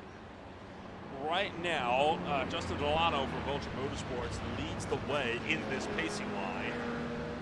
We are expecting them to get waved around, though, before we go to green flag racing. And I do believe that will mean that Grizzly Motorsports should be the car that takes us to the green flag, because it is the furthest up class leader in the pacing line, which in this case is Scott Meredith. Elbaga, Nobes, as well as Ware are all a bit further down in this field. It is worth noting that a good chunk of the drivers we have on the racetrack are new into their cars as well. It's a good point. Now, there are some people that decided to stay in their vehicles. Like we mentioned, our former GTP leader, Peterson, decided to stay in. Fogel stayed in. Did Meredith start the race? Scott Meredith in the number 1. I feel like that might have been a driver change. I'm going to have to go back and look. No, I believe he actually started as well. So, yeah, just kind of surprised that there weren't more driver changes, but there were a couple on offer. Maybe a couple of these teams that started out with their driver that they just wanted to get that 40 minutes done with, and now they've switched it over. So just a little bit of split strategy between a bunch of these teams. Looking forward to seeing how they pan out, because the guys that did not switch drivers will have to give up just a little bit of time under one of their next couple pit stops to switch the driver. An hour and 42 minutes left to go this time by. Still waiting to see when these lights on the pace car are actually going to go out. They have been looking to be staying on, though, for the last little while. Ryan Ware, fresh into the car. Rising Panda Racing has been on fire today. The 46 car has led every single lap thus far in LMP2. They could, this might very well be their track today. Yeah, I mean they're excuse me, they're looking good so far. It's hard to be able to tell you exactly how it's going to go. You mentioned Rising Panda doing so good so far, but they've had a different driver in the whole time, right? They've had Remy Loesch behind the wheel. Well, who's to say Ryan Ware's going to do better or worse or the same? We really have no idea. It's really hard to say this might be their day whenever they can switch drivers like that, and you just really never know which one's got the better pace. Now, if Ryan Ware gets in here and is even faster than Remy, then the rest of the LMP2 field better watch out. And then, of course, Fisher Motorsports having another phenomenal day. Stefan Nobes into the car, and the number 44 machine still leading the way in the GT Pro field. And then, of course, Tamer Elbaga, I believe, staying in the 33. Correct me if I'm wrong on that one, but the number 33 Mercedes MSP car back up and into the race lead after being tipped around earlier on, if you remember. Oh, that might have been the other MSP car driven by Aaron Beaver, who is also still on the racetrack, albeit a lap down in the GTM field and well down out of view. Gonna have to check this time if we get the one to go for the iRacing pace car. We might not find out until halfway through the lap, too, so we'll keep tabs on this closely. Oh, that's a fair point. My goodness. I guess the shorter racetracks, it becomes a little bit more difficult to get through these caution periods, as it's very difficult for me to get through that sentence. Unfortunately, the Dr. Pepper is not agreeing with my stomach. But up towards the front of the GTM field, low in the 93, we've been seeing some issues with the with a couple of the the digital chicane cars in the GTM class. Orvex had some issues. The 93 went off the racetrack once and gave the lead over to, I believe it was the 016 at the time, Delano. But all of those guys pitted, and Elbaga and Felver, I don't believe did. I think they stayed on the racetrack. I might be wrong about a couple of these guys, but I know that GTM was probably the most split decision at the time, but man, this caution's been so long, I feel like some of them that stayed out are going to have to come down pit road pretty quick. That's what my concern was, right? I mean, we knew it was going to be taking them a bit close at the end of the fuel stop window. I don't know why you wouldn't come down unless it really does impact your strategy that much. I mean, we know they can't go to the end. They have to absolutely come down again. I wonder if potentially they're gambling on another safety car coming down later in the game, which could help them cut out that extra pit stop, which is why they're staying out now. I don't know. Elbaga did come down pit road, so perhaps I'm a little off on that. I'm looking at the digital chicane number 93. I don't know if they did, but they're further back. I'm skipping through the laps, and none of the laps I can see show them coming through. So weird pit strategy. These guys. Either iRacing's not giving me the accurate information, or this is the weirdest pit strategy I've seen from a lot of these guys. Or remember, you have to also keep tabs on the fact, right, that these guys are getting those wave rounds too, which is, and in fact, has been a little bit of an update in the YouTube chat as well. Apparently, there were some wave lines that were issued that should not have been. So it's been an effort to try and correct those mistakes. That's why there's been this little bit of a delay in getting things back underway. But now that we're seeing more cars being waved around the pacing line, that's a good sign. We'll be going back to green flag racing, I would hope, in the next 10 minutes here. Yeah, now that we're seeing some of these waiver rounds, I think you're probably right. And that's probably why I was getting confused with some of these running orders as well, with some of these guys pitting who are somehow ahead of guys that didn't. So I think that we're seeing all that kind of get rectified right now. as we see a lot of guys getting the wave around. I think we saw the Screeching Moose Motorsports number 5 a little bit ago down the front straightaway, getting a wave. So I think we're getting this thing figured out, and we're going to get this thing back under green in no time, I do believe. And I got to say, that first caution, or sorry, not the first caution, but the first start was absolutely hectic. And I know that that's a double file start, and this is going to be a single file coming up to this one, but I wouldn't be surprised if we see pretty similar chaos coming through the it's hard to say infield section, I suppose, turn 5 and 6, 7, 8, you know, the corkscrew area, all through there with these guys kind of convening on top of each other. It's going to be pretty mental on this first lap. As it so often is, right? That's fair. That's fair. I mean, it's tough. You get 53 cars all bunched up in just a very, very tight, confined space, and it's going to be like that. I mean, you think about it this way, right? The GTP cars take 1 minute and 10 seconds to get around this racetrack. Well, there's 53 cars on the racetrack. So doing the math, this isn't approximate, but that means that if the field was perfectly evenly spread out, you'd have a car about every 1.1 to 1.3 seconds on the racetrack. Well, whenever they're all restarting on top of each other, it's a little bit more difficult, right? They're all confined within 20 seconds of each other, and that just makes, obviously, the field way more confined and built up, and you're going to see a lot more accidents, and I think we're going to see that on this restart. It's going to be absolutely hectic. Lights still on. We'll go at least one more lap, and that's not surprised with the amount of cars getting wave-bys here. But if you do like what you're seeing, be sure to like and subscribe today, and visit us on Greenflag TV, and check us out at www.greenflagtv.com to find out more about who we are, what we can offer you. This is also not the only race we've got on today on Greenflag TV. The TNGG IL Truck Series will be swinging out to New Hampshire Motor Speedway later tonight at 7:55 p.m. Eastern Time for the Lobster State 150. And tomorrow night, the SRL Next Gen Cup Series will be down at the Phoenix Raceway at 7:25 p.m. Eastern Time. We slow it down a little bit more as the High Tide Racing League MF Racing Designs Cup Series on Monday night has their sixth race of competition at 9 p.m. Eastern, and that'll be down at good old action track, Richmond Raceway. And that, and again, a lot more still coming up. Classic IndyCar Series also making its return next Sunday, and Austin, I hope to be with us for that one. Long Beach Street Circuit, going to be a good show. The Beer League is off this week for their little off week between seasons. They'll be back for preseason the week after. Then Speed Tires Plus Cup Series back at their own usual time this coming week as well. Did you say next week for the Classic IndyCar Series? Yes, next week for the Classic I IndyCar will not Series. be here, buddy. I will be in Talladega getting absolutely sloshed. Boo. It's Long Woo. Beach. You can't miss Long Beach. I can't miss Talladega. It's a fair point. I have a streak going. I've been to 9 in a row, I think. So I can't break that streak at that point. I can't. Yeah, I feel that. It's basically a religion at this point. It's well, to be fair, over the course of those 9 races, I've probably been to Talladega more than I've been to church.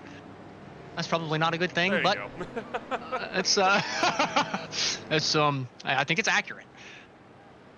Just over an hour and a half remaining. This yellow flag came out with about 2 hours and I think about 5 minutes, just under that, still on the clock. So the minutes racking up, and Scott Meredith has got to be checking those fuel numbers. Remember, these GTPs do not have as big, they don't have as much fuel capabilities as the GTs do. They often come into pit a little bit sooner, so you know Meredith's keeping an eye because he has not yet come down into pit road. And pit road, I believe, is closed now, is it not? Well, Meredith did pit. I got to point out, he came down. He came in, but he never stopped in the box, though. I showed that he came into pit, I showed he came into pit road, but he never stopped in his box. Okay, well, I'm gonna go back and look just to make sure. That just makes no sense. I mean, he should be out of gas. He should be out of gas. Yeah, my time he's telling me he came down to pit road but never stopped. He was only in pit road for 43 seconds. So if you want to confirm that, then what lap was that on? I don't even know. Huh. Probably around his lap 34. That's when everybody else on the GTP field came down to the pit road.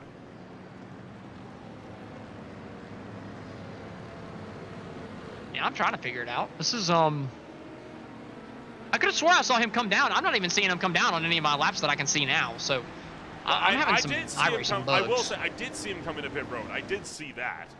Yeah. But I don't recall ever seeing him stop in his box. My lap 40 for him is blacked out for some reason. Like, I cannot see his lap 40 at all. I believe would be a driver change then, would it not? Possibly. Well, no, you said lap 40. That doesn't make sense either. yeah, it would have been too late. Well, I guess we'll find out on the restart, won't we? Joan suppose. Guerrero has taken a tow to pit road. The race Could that be a running? Could that be a run out of fuel situation? Not unclear. I mean, he's slow on the racetrack, but not like that slow. Oh, I think you're right. Yeah. Well, that's no, this is their second time in a pit road, though. It couldn't be. What in the heck The happened to car's them? still running. What is going on? There's been so much happening under this safety car period that boggles the mind.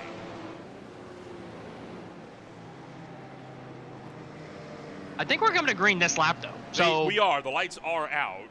that's what I like to see. Chaos, carnage, mayhem, havoc. What are we gonna see on this first lap? Why not a bit of All all the of above? them? Yeah. Pace car is off. Scott Meredith with the overall race lead, and Nicholas Pedersen just behind. Gonna jump on the loud pedal. We're back to green flag racing from the WeatherTech Raceway. And that is a launch and a half already clear by almost 2 seconds down the hill and into the corner. I mean, my goodness. I've never seen that big of a launch from P1 to P2, already stretching out the gap to 1.5 seconds from Meredith to Pedersen. Pedersen maybe caught sleep in there, maybe in the wrong gear. Coming down into the hairpin, though. Couple drivers in the further back of the pack. Almost coming together, but Nobes in the GT Pro leading the field. Velazzi right behind him. We're taking a look at the GT Pro field right now. This is the battle for the GT Pro race lead as Stefan Nobes trying to see if he can stay out in front of Michel Velazzi, and it's made easier by the fact that a lot of the GTP traffic trying to slice its way through. As well as that, Thomas Martin and Patrick Vogel having a bit of a grudge match for third place overall. And whoa, Vogel went off the racetrack. That's what opened up the door for Fisher to try to attack, but Vogel got back to the line by the time they got down to turn 4 and just clung on for the spot. Tight racing out on the restart. Just about wheel to wheel. That's just not the corner you want to go side by side in, but man, they made it work. That's unbelievably tight through 6. And they remain packed up nose to tail by just 0.3 of a second with an hour and a half to go. The battle for the lead is also on in GTM. Justin Delano trying to keep Kyle Lowe at bay.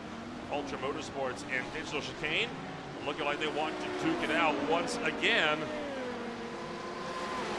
It's the 016 trying to keep that 93 car behind.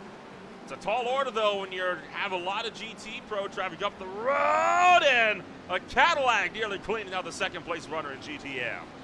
Man, Vulture Motorsports on the inside here in the GTM. Trying to get around the GT Pro, just hasn't been able to do it. Almost contact. Oh, man. Vulture Motorsports, 016 of Delano, just about losing it out of turn number 3, looking now to the inside of turn number 4. I mean, just tight racing between guys that are not even in the same class.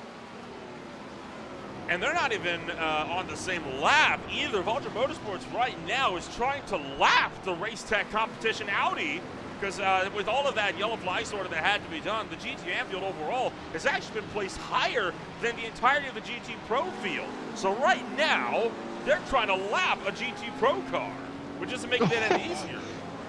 That's hilarious. Well, it definitely throws a wrench into this thing, a corkscrew, if you will, as we come through the corkscrew there, the Vulture Motorsports GTM leader.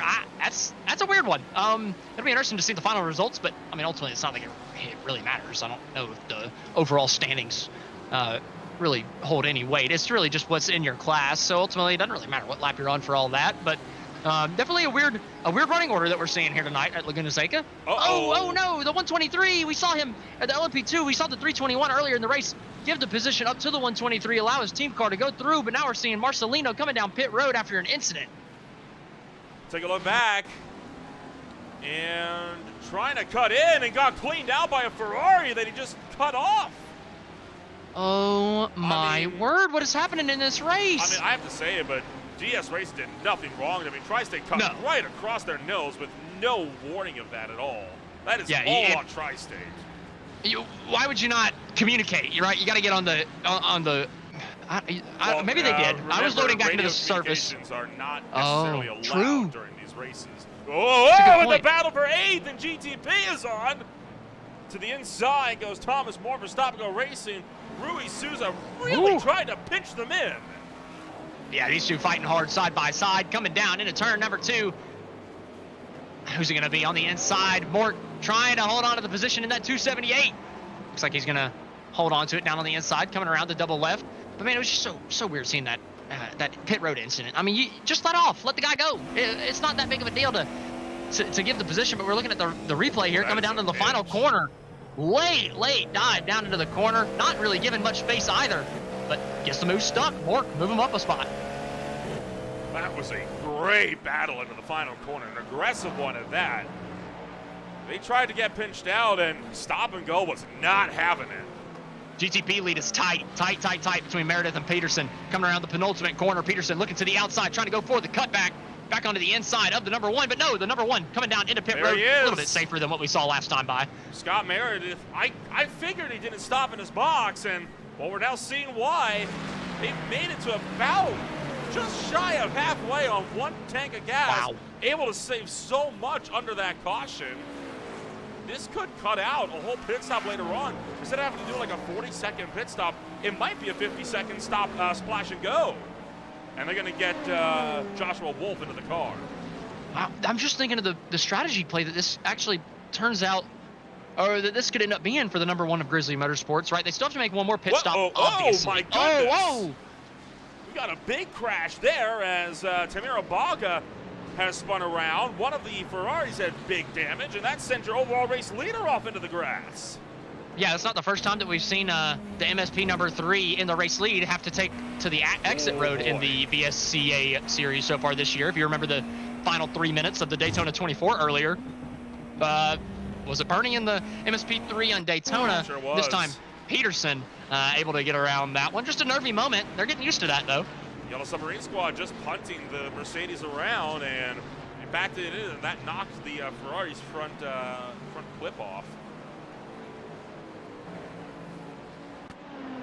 Yeah, it's never good whenever there's a front bumper line on the racetrack and it's moving faster in the correct direction than your car that's sitting stationary. It's never a good thing getting overtaken by somebody else's front bumper.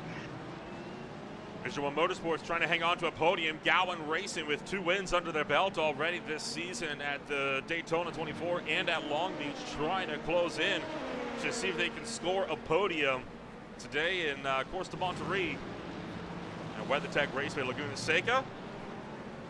Hard on the brakes. But Visual Motorsports still hanging tough. I'm just trying to think. I'm trying to do the math in my head, right? That caution came out at what, 2:05? Just shy of it, yeah. Okay, so you got to think we made it 35 minutes under green, and then the number 1 was able to make it to almost 125. Goodness gracious. So he made it 35 minutes under green plus the 40 minutes under caution. Wow, that's likely running the very high gear under that whole caution period and clutching throughout the entirety of the yellow flag period as well. But he's got it down to where they've only got to make one more pit stop. And I'm thinking, right, so he made it the 35 minutes under caution. Everybody else has 35 minutes under caution of fuel they put in as well. So you got to think they can make it. They can make it that 35 minutes that the 1 made it under that first stint. Well, so everybody in the GTP field that pitted should pit in about 35 minutes. I was going to say, well, you have to remember as well, if they want to make that strategy work like they did, they need a safety car first. Well, no, I'm saying because they spent the same amount of time under that safety car as the 1. So they should have saved the same amount of fuel. It's just they had pitted in it, right? It's different. You're flipping which stint you've got the caution flag in terms of you putting fuel into it. So they still saved a ton of fuel for this second run. At least if they were smart, they're clutching, they're turning off the car, they're saving as much gas as possible so that they can take as little under the next pit stop to get them to the finish. I really think that all these GTPs, they're going to be fringe making it on one stop, and if they can, then it's going to take out that advantage from the one. Oh, the MSP number 3 has gone around, coming out of our the third to last corner. Peterson just looping it all by himself.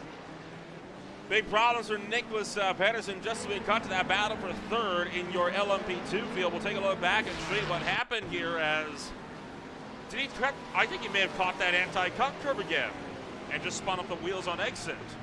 He had just gotten past, not too many corners before that, for the race lead by Composite Performance. Oh boy. As I was just bullcrapping about strategy, so I apologize for that. But in my mind, it made sense. And Gowan Racing taking over the spot for third on Visual Motorsports as they went 3 wide and split one of the GTM Ferraris. Vision 1 with a cutback, though, down from 1 and into 2 with the Andretti hairpin. Gowan hangs on, though. And Jack Hedgecox will keep Damian Benke at bay. I just want to point out you called it turn 2.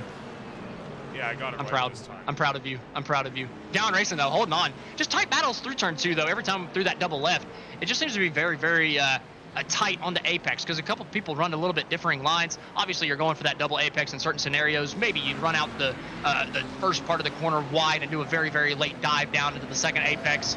But due to the different lines that you can run through that corner, we're seeing people really convene on top of each other right in the center of it. We're seeing a lot of near misses so far in the beginning of this thing. And now RPM Racing trying to keep Torque Creek Racing behind as Brad Crouch tries to keep Neil Middleton at bay. And this is again with a lot of GTB traffic trying to slice through, along with the third place GTM runner. And RPM is going to go wide, open up the door for TFR to take that one down the inside of the final hairpin. I mean, it just felt like there was absolutely nowhere for anybody to go down into the final corner. I mean, there was just a big gaggle of cars just all stuck on top of each other coming down into there. You got a couple faster cars trying to come through, almost 3 wide through the apex of the corner with one LMP2, a GTM, and a GT Pro. So, I mean, it's just kind of all kicking off there through that final little section. We're starting to see the MSP number 3 trying to come back through a couple of the GT Pro guys that are battling for that 6th place spot. Pedersen just trying to make up that ground. He's lost 7 seconds to Fogel since that spin.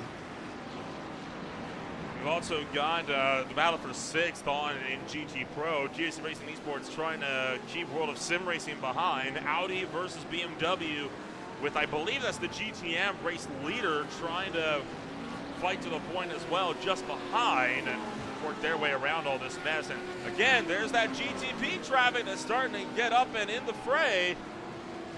And it's this is where it gets interesting, seeing how the GTP traffic manages all of this. And well, that's not going to do them any favors. And I got to say it, I think GSC Racing just completely turned in on the training paints like they weren't there. They absolutely did. I mean, I'm looking back on it already. I mean, it's a pretty late move from Selena Ward into GTP. I mean, it's a very late move from Selena Ward. We're going to watch this back, and you're probably going to change your mind. Down the inside, and like, he absolutely turned in, but Selena wasn't to the inside by the turn-in point. And I'm not a big road guy, but from what I know, she was way back in the vortex of danger in that scenario. The 21's in the way late in the braking zone. No, you're not You're committed wrong to your turn-in point at that point. Yeah, I'll change my tune on that one. You're not entirely wrong on that deal, and we'll see if Trading Paints Racing believes that to be worthy of a protest. You only get 3 in this race because it's a sprint race, right? 2 hours, 40 minutes. You only get 3 challenges for an incident. We'll see if they think that's worthy of one. And there's the change for 2nd place. Hedgecox getting up and around Thomas Bucco for GSC Racing Esports. Gowan's going for the lead to the inside now. Rising Panda. Holy cow, where have they come from? Lehman, one of the GTPs is around, but the battle for LMP2 is on. Yeah, Gowan just holding on from Rising Panda currently. Hedgecox up in the race lead. We're trying to run him back down, but man, there's just no! more contact. Woo! Is that Selena Ward getting turned into pit road? No, I think there was contact there. Yeah, Selena Ward got turned into pit road. Good grief. My goodness. Well, I suppose that was karma for Selena Ward from the last time by. I guess. I don't know. That was a tough scenario. I feel terrible for her on that one. So there's the move, and I want to get a look back on this entire thing. So first and foremost, this is Team Hardcore. Again, just taking too much, and looping it by themselves, and then this is Jack Hedgecock's. This was the move he made for second. Just sniped that one away in turn 6. He's got a run on Rising Panda up over the hill here. Just sends that one to the inside and picks him up against nothing. Just threads the needle to get around Hardcore. Gets around the Audi, and then what happens to Selena Ward? Ward's slowing up because that's the GTM leader right in front of her. Yeah. And then comes around the corner, and yeah, right there. You saw the contact. That knocks Selena Ward into pit road. Yeah, the time before. Again, a good save. The time before, if I was trading paints, I wouldn't set it or do excuse me. Whenever she kind of got into the GT car, I wouldn't do a protest. I kind of felt like she just kind of dove from too far back. That time, she got spun down pit road from too far back from a slower cast car. So I'd be a little irritated with the second one if I was that race team. Well held though. That was gracious. A great save. That probably should have been a hit into the barrier. Yeah, that could have been a whole lot worse. I'm actually seeing there's been a couple black flags. Firestone Motorsports number 29, Vulture Motorsports Plus number 17, and the Race for Cat Motorsport number 23 have all been black flagged over the course of the last couple laps, it seems. I'm willing to bet that's all for pit road violations. It usually is. Okay. That's the only penalties they hand out in race is restart violations and pit road violations under caution. Fair enough. Then a couple of issues for those guys, but I don't believe any of those were heavy race contenders for the race lead. I don't remember really calling any of them out for a battle for the race lead in the early going. So I don't know if this really, I don't think this really changes anything in terms of battles for the race lead in any of our classes here. As we're looking at Nobes holding on from Velazzi. These two have been very, very tight ever since the drop of the restart, or drop of the green flag on the restart. Oh, is that the 42 getting a little wide in the GTP coming out of the final corner a little further back, but Nobes holding on to the GT Pro lead currently over Velazzi in the 69.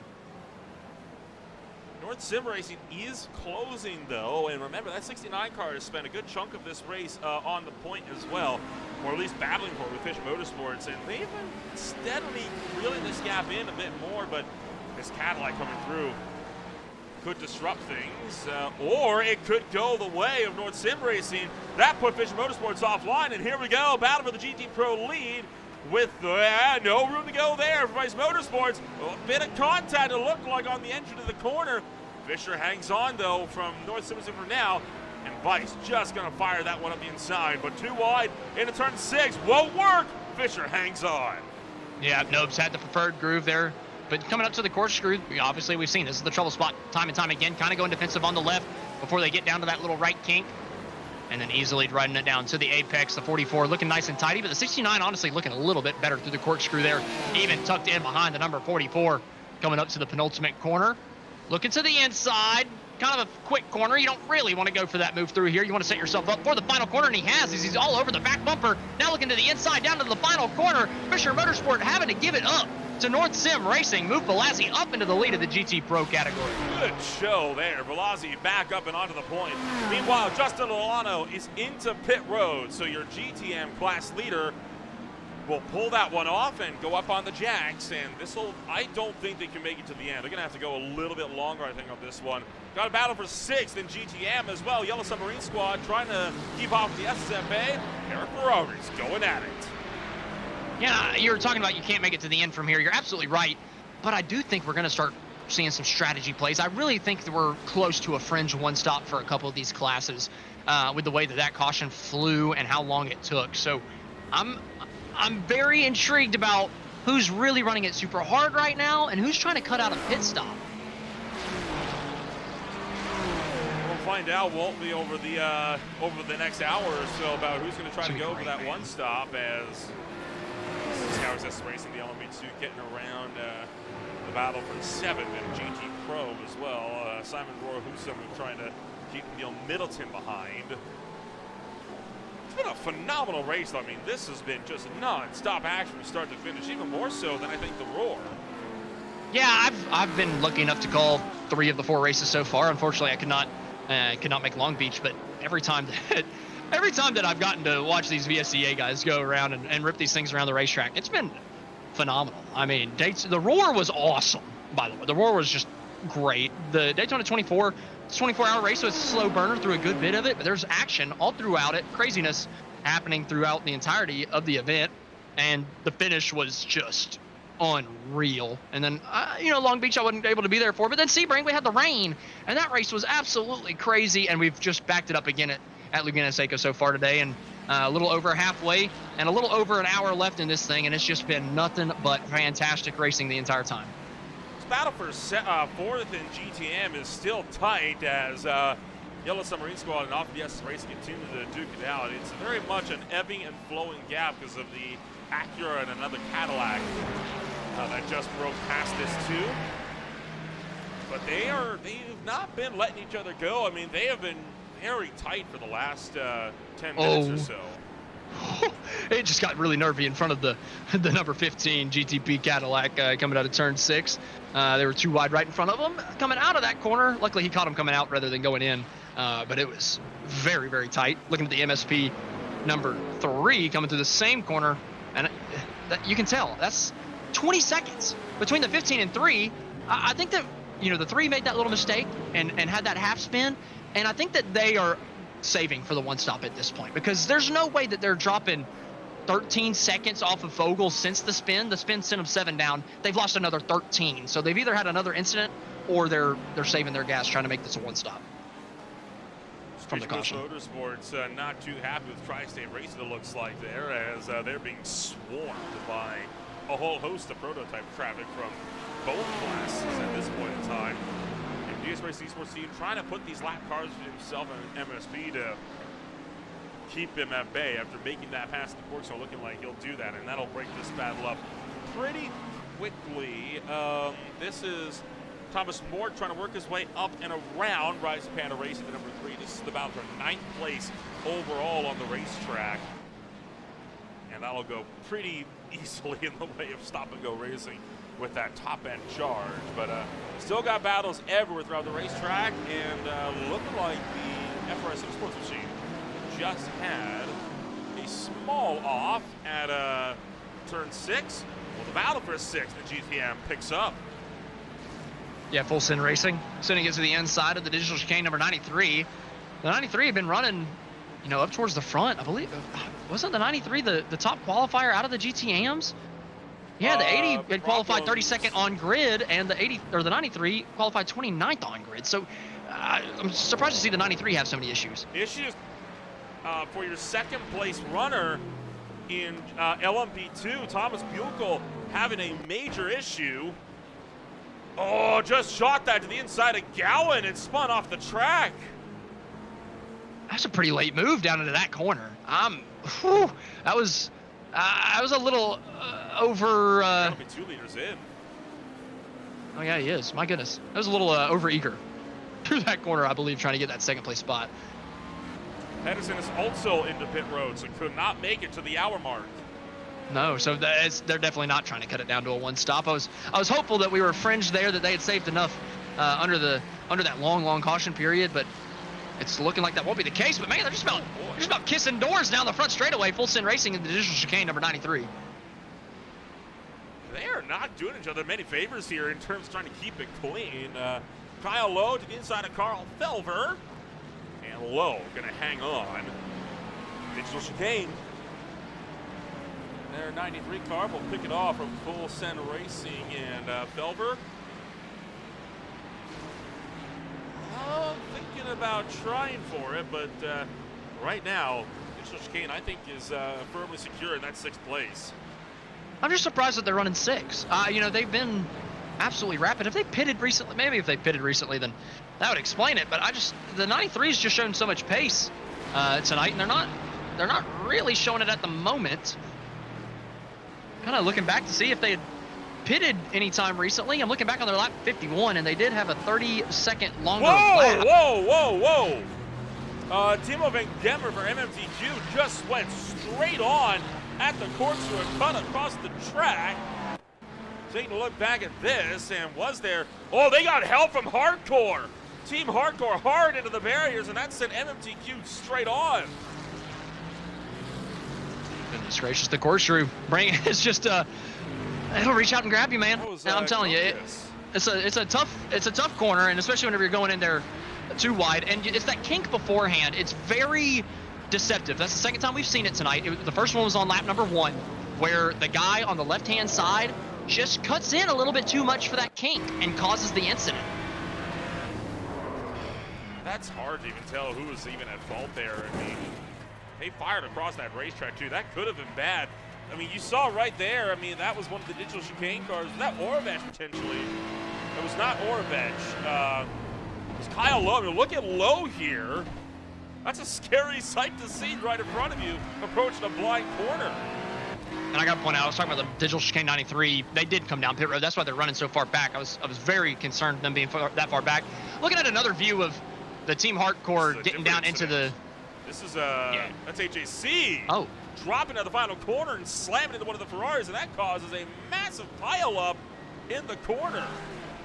Yeah, probably smart just to get out of it. But I was mentioning on my end, I'm looking at the other incident because we couldn't really tell from the in-car whose fault it was. I'm looking at it right now, and the MMC Racing, they just kind of drove into the right rear, or sorry, the left rear of Team Hardcore and ended their day.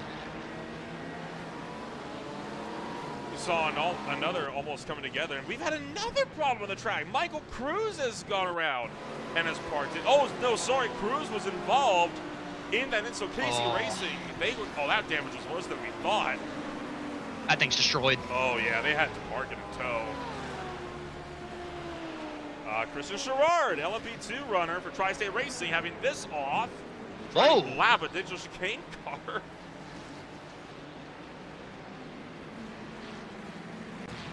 Yeah, it looked a little, definitely looked a little too rapid going around that corner. Haven't seen anybody try to take it at that speed yet. We've proven that it does not work. So that's good to know. Out for 5th in GT Pro, Kinetic Racing, Fisher Motorsports, and RaceTech competition within 2 seconds. 0.6 of a second up between Kinetic and Fisher for the time being. There you see 5th and 6th on your screen. RaceTech sort of loosely tagging on to the tail end of this battle pack. And again, a lot of traffic having to dive its way through, which is not making it any easier for these drivers to fight it out for these positions.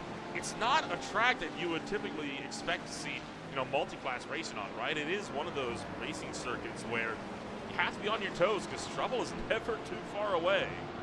Well, and in the pre-race, I was talking about how, it's surrounded on both sides of the racetrack by dead grass and gravel. So if you make a mistake, it reaches out and grabs you. So you do have to be alert 100% of the time. And we've seen it coming down to this kink we're watching right here. Whenever 2 different speeds of cars get down. Oh no, the 123 off again through the corkscrew. But through that kink, I'm telling you, if you just paid just a little bit too little of attention in your side-by-side, you're going to come together through that little kink. Could that be what we saw through here? Nope, it actually is in the corkscrew, given plenty of room, but just gave a little bit too much room. Got the left side tires into the dead grass and ripped that thing around. I think that's about the exact same incident we've seen from the 123 from a little bit earlier. This time, the 93 kind of turns in like the LMP2 was never going for it, and might have to back that one up to kind of see exactly like whether he was in the vortex of danger or not. I couldn't quite tell. We'll get a better look at this one here. HAC Racing coming out of pit road. That's a late dive. It's a late dive. If you look at it from the rear of the LMP2, he was way far back into the braking zone.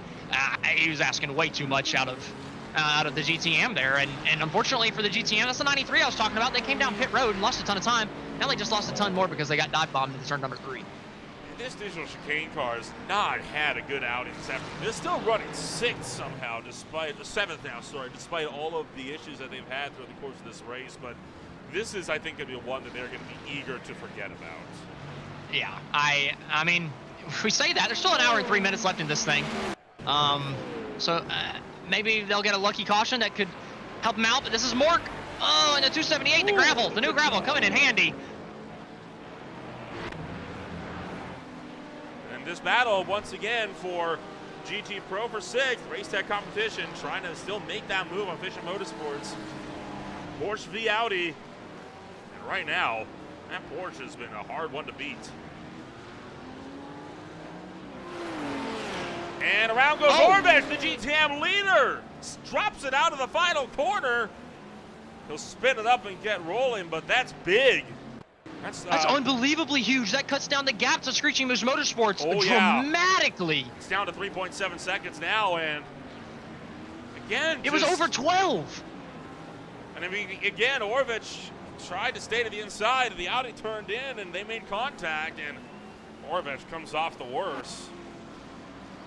Oh, and that's such minor contact. It's just they're both going at two wildly different angles through the corners. Orvex cut it so narrow that he actually straddled that sausage curve on the inside, and just the angle that he hit the yellow 55 on the outside, it was just a terrible angle right into the door and spun him around. I wouldn't put anything on the 55. He gave him a lane on the inside. It's just the angle that the 80 was trying to come through that corner at was just kind of poor, and unfortunately it's cost him 10 seconds to Santos. And Santos is closing still. That gap down to 2.8 now, so Lucas Santos does not want to be denied. Well, you got to think if you're Orvex, that car also has to pit within 20 minutes if they want to meet the minimum drive time requirements. That's true, but I think everybody's got to pit, right? Like, the guys that he's racing for the lead have to pit too, so I don't think it's necessarily the biggest deal. And I think Orvex started the race for the 80 as well. Yeah, Orvex has to do the exact same. So both the two leaders in the GTM are on the same strategy, and now all of a sudden, Screeching Moose Motorsports is within shouting distance of making it 5 in a row. That'd be legendary, right? I mean, 5 race wins in a row, 4 of them being points races. That would be phenomenal. Oh, can we cue the do Max Verstappen music or whatever? Like, we need to make that for Lucas Santos.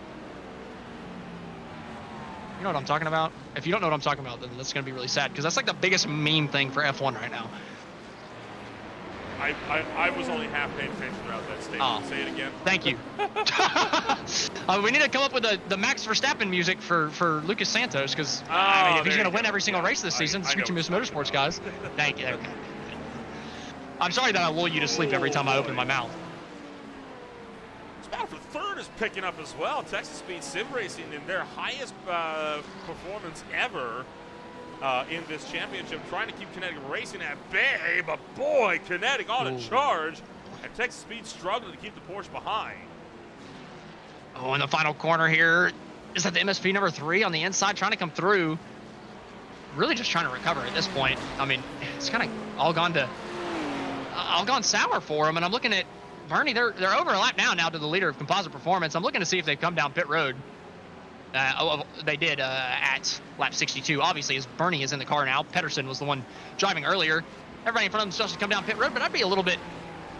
Obviously, that's too early for the MSP number 3 to make it on one stop. Fogel in the 15 is still out on the racetrack, and I feel like if he makes it another 7-8 minutes, he could have the opportunity of making it on one stop. But we got a duo of Porsches off the racetrack. Sorry, no, that's the battle for 6th. They both crashed through turn 3, coming under the bridge now, both stuck on the inside barrier. Oh no! Oh my goodness! I thought they crashed Wow. each other, but no, they both got taken out by one of the tri-state LMP2s. Oh no! What in the world is going on through turn 3? Why is turn 3 such a trouble spot for the faster cars getting through the slower cars? There's just no patience through turn 3 whatsoever the last 5 times by. Take a ride on board here with Husam here. I mean, watch this. See the LMP2 car? It just nicked Fisher Motorsports. There was nowhere for him to go when the LMP2 then got loose and crashed as a result. Word. And if we back it up even further, it's another late dive bomb from a faster car. He's behind both of these cars coming into the braking zone, and just dives it down and clips the back end. I mean, I don't understand what's going on with the faster class cars through turn 3 at this point. They're all just diving it way too late. The patience is gone. The patience we saw in the first stint before that caution, it's just completely gone from the faster class cars. It's just kind of dive bomb city at this point. Here comes the LMP2, and this is going to be that look that you're talking about. Picks off the Audi and just nicks Fisher Motorsports. And they got away effectively scot-free from that. I mean, goodness gracious. Wolf and Felder off the track. And that's coming out of the penultimate corner. Another GTM coming down a little bit further back in the Mercedes. And then here, 2 incidents. Oh my word. was Wolf, and then this was Felver in the Full Send Racing Mercedes. Oh, That curb again. just turned in a little too early. Kicked it skyward as well for a brief second. Take another look at this. I mean, watch the nose of this car. Look at the air that this thing gets when it hits that. I mean, that's not insignificant. That could do some serious damage. Yeah, it absolutely could. I mean, that was a heavy hit to that sausage curb, and I mean, heavy enough to throw him completely off of the racetrack. Looking a little bit further back in the GT Pro field, now the battle for 7th. D'Ambrosio, Husum in the 55, coming down towards the corkscrew, going a little defensive here, shallowing up that entry just to prevent the 55 from making a move. North Sim Racing here, D'Ambrosio in the 69, coming around the long sweeping left-hander, late down to the sausage curve on the inside, and just making sure you avoid that one through the fast right and down to the final corner. Has enough of a gap to not really have to worry until the LMP2 decides to dive from way far back behind both of those guys. Luckily that time, no incident from the faster car coming through. For all of this, we've crossed under the 1 hour to go mark. And now, North Sim Racing, oh man, slamming the door on Racetech competition, and I don't think Racetech would be too pleased with that. They were trying to make that look, and they telegraphed it early, but North Sim Racing just again turned in big time. And that's how you go through turn 3 right there without killing somebody. Big credit to that fast car that was going through. I couldn't quite tell who it was, but that's how you take turn 3. I believe that's composite. Yeah, was it composite? Well, I mean, that makes sense. He's leading the thing, yeah. but yeah, so I mean, that makes a little bit more sense. The GTP race leader understanding how to get through lap traffic, but here, the GT Pro leader coming down pit road. That's Nobes in the 44. We're going to see a driver change here. Would not surprise me.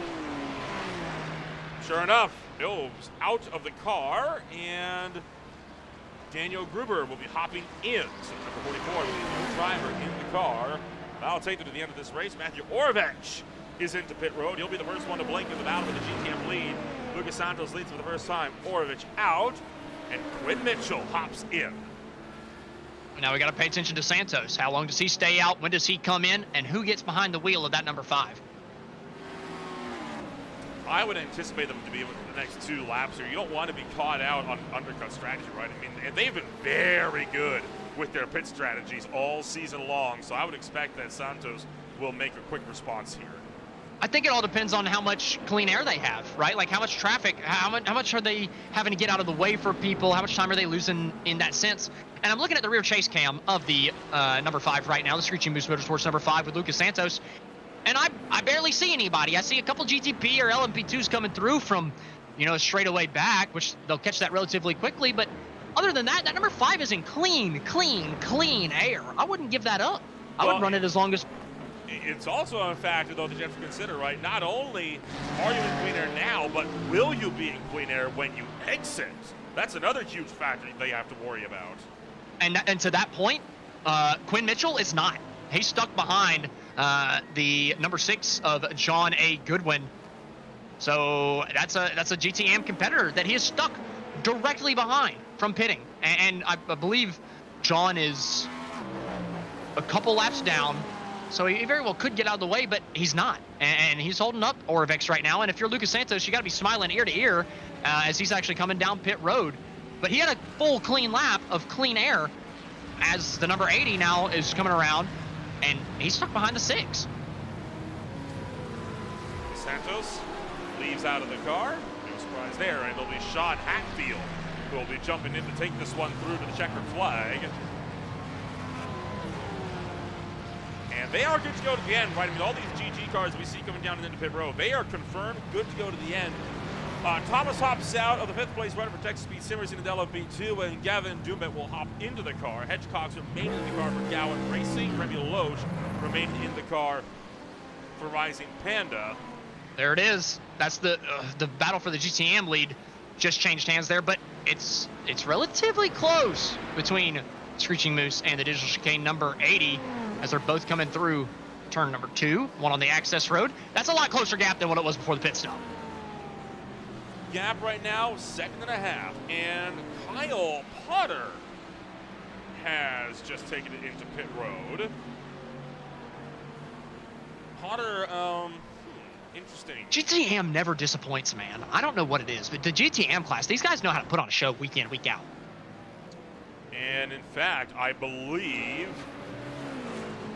that is the MSP car, potentially a hardware failure for the other driver that was in that car before Kyle Potter. Oh boy, and there goes Ewan Stitchbury off the track and into the barriers. Oh, and that front bumper, or the entire front end is gone. Look at the right front. That wheel is broke. It's not even connected to the drive shaft. You see that? I didn't even feel like it was that heavy of contact, but these things are built like. We're looking away from that impact as well. That could have been a lot heavier than it looked like. We'll take it right on board. Good point. Gonna get a look at it coming down to the corkscrew. Just late on the brakes. Too late on the brakes. I mean, it wasn't a hard hit. The problem was it was a direct hit to the right front. If that was square, I don't think there's a problem. But the fact that was a direct hit to the right front, that was already somewhat exposed. That's what gives the problem. Pereira off as well. It's a fair point, and I know that there's like progressive damage. So if you tap something with the right front earlier in the race, it becomes easier to brake later. So that could have been what we saw as well. And that is that's a risky place to be stopped. He'll slowly back that one off the racetrack. Patrick Fogel having this problem at turn 1. And that's the composite leader, or that's the GTP leader in composite performance with this issue down to the turn number 1. How big was it? Oh, he got squeezed down to the corner. That's a tough one. I think that's obviously a late dive. I think I agree with you. It's weird because it feels like the Audi's opening up the corner for him to take it, and then just kind of shallows it. Double apex. You have to take that wide line. That's the racing line. You're not wrong. You're not wrong. It feels as though he invited the 15 in, and though I don't know. It's just tight on the corner. But I agree. I've mostly been judging the faster car coming through so far today, so I suppose I need to keep it relatively consistent, right?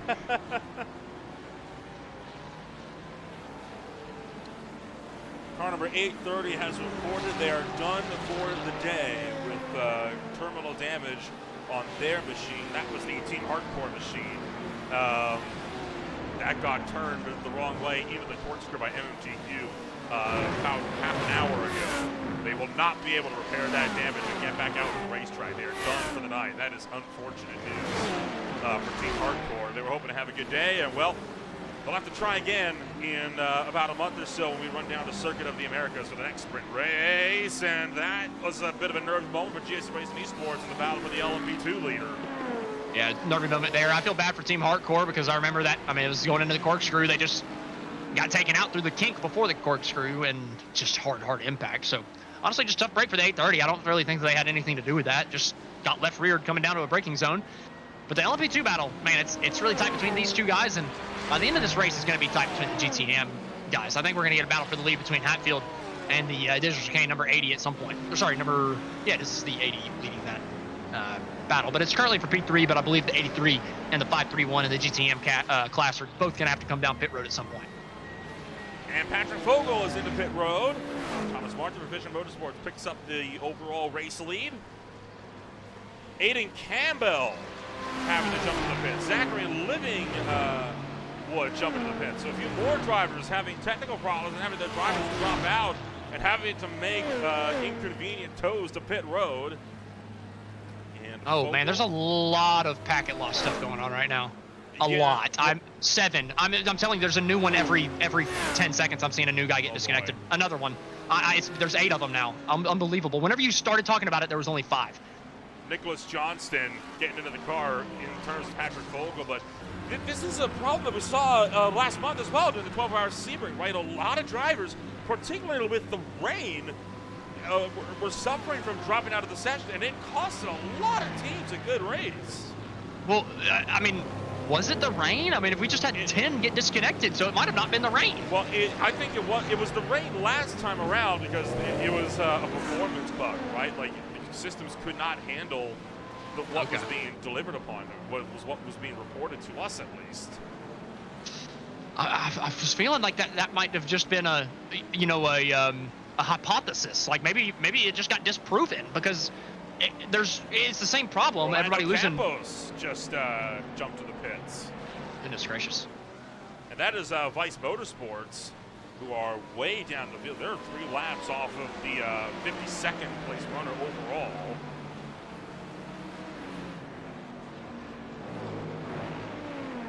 Battle for third underway. Visual Motorsports and Gowan Racing trying to duke it out. And Casey Racing into the barriers again. It was right before the kink, I believe. No, it was right after the kink. Excuse me.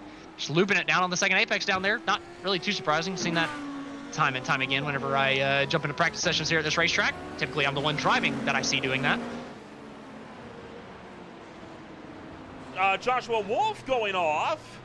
My word. And that is at the exit of turn 4. Last couple minutes have been a bit of non-stop craziness. Man, that's a weird corner to lose it there for an LMP2. I feel like we haven't seen. Sorry, it's blue. It throws me off whenever it's blue. I always see the blue and I think LMP2. But still for a GTB, for the faster cars, I feel like it's typically not a difficult corner, especially by yourself. So just a weird spot to see somebody lose it. But our GTP leader coming down pit road. Thank God it's not blue, or else I would have said LMP2. Thomas Martin from Vision Motorsports jumping out of the car. Rui Souza of Virginia's Racing Esports team will also be into pit road. Still waiting on the Acura Bravo Shattuck, currently running third to pit as well. They have not stopped since the caution period. They are good to go to the end of the race now if they stop now, so we are expecting them to be in before too long as well. And Kaprowski is off. The digital chicane 93 again with problems, and this time forced to tow with quite possibly terminal damage on a big crash. What in the world is happening in this race? I mean, the 93 has just not been themselves tonight. Oh, just pushing it out on exit. That's heavy contact to the inside barrier. Yeah, the Tri-State Racing 321 just barely avoided disaster there with that one right on board with Christian Sherrard. Oh, wow. That's a heck of a job there. Wow, wow, wow. Great job, Christian. That was phenomenal. That also revealed a story, though, right? Digital chicane made side-to-side contact. Hell, there goes Thomas Martin off the track at turn 3 in the Fisher Motorsports GTV. But that revealed a story, right? That showed that Kaprowski drove into the side of, I think that was the Fisher Motorsports LMP2. Yeah, and it was tight because I think he was expecting the Fisher Motorsports entry to be a little bit quicker. I would have expected them to be quicker out of that corner, but it just wasn't. It wasn't the case. He ended up not being clear by corner exit. I just think that they thought that they were going to be, so they were washing up out of the racetrack. And unfortunately for them, it didn't pan out that way, and they went hard into the inside barrier. Had to take the tow, and like I said, the 93 it's been all day. They just haven't been themselves. At least not what we've come to expect from the digital chicane 93, I should say. Got a scrap between Fisher and Stop and Go with MSP kind of breaking up the party in the middle. That number 3 car is not on the same lap as this battle for third. So very much being the cork in the bottle right now. But they're doing their best. They're just running their own race, right? Trying to see if they can pick up any more spots. You mentioned the sun was starting to dip a bit, and that's been growing more apparent as we are now just past 17. Sorry, we're past 7 o'clock, 7:15 p.m. in Sim. And the track time has cooled dramatically as well. It's down 5 degrees centigrade from the start of this race. That's a pretty big jump in Fahrenheit. I couldn't tell you the last time I heard somebody say centigrade. That threw me off big time. Well, for the, me being the American I am. Sake, that's 78 degrees Fahrenheit all the way down to 66. 69 actually. Oh. Well, 70. Oh, track temp. Sorry, I was thinking road temp. Yeah, you're right. I know the calculation in my head. I was an engineering student for a little while, but hearing centigrade, yeah, I'm not used to. Well, I was going to say you Canadians, but to be fair, I can't use that for this scenario, given that we are the only ones that use. We're the only ones that use the wrong one over here. Celsius is definitely better. For Yellow Submarine Squad. Ooh, into the back, one of the GT Pros, and then back into the side at the corkscrew. Again, it's just that kink lends itself to weird accidents, man. The kink before the corkscrew, I think, causes more issues than the corkscrew does, at least whenever you're racing side by side.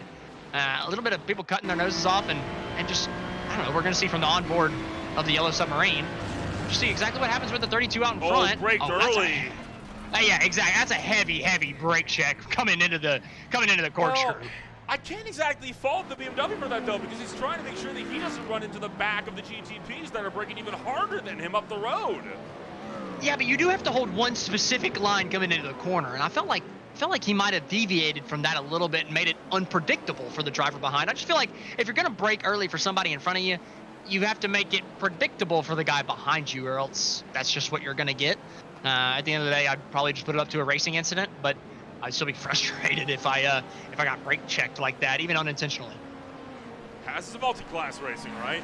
Facts. I mean, that's just the way that the cookie crumbles here on these kind of races. I'm getting used to it, I guess. I'm not completely there yet, but just about every race, I've learned a little bit more about what these guys are going through, and just the different type of driver etiquette that you have to have in one of these races. And I say that, but I also say at the beginning of these things every time that I come and broadcast them, man, you give Europeans fenders and they just don't know what to do with them. They just bully people out of the way.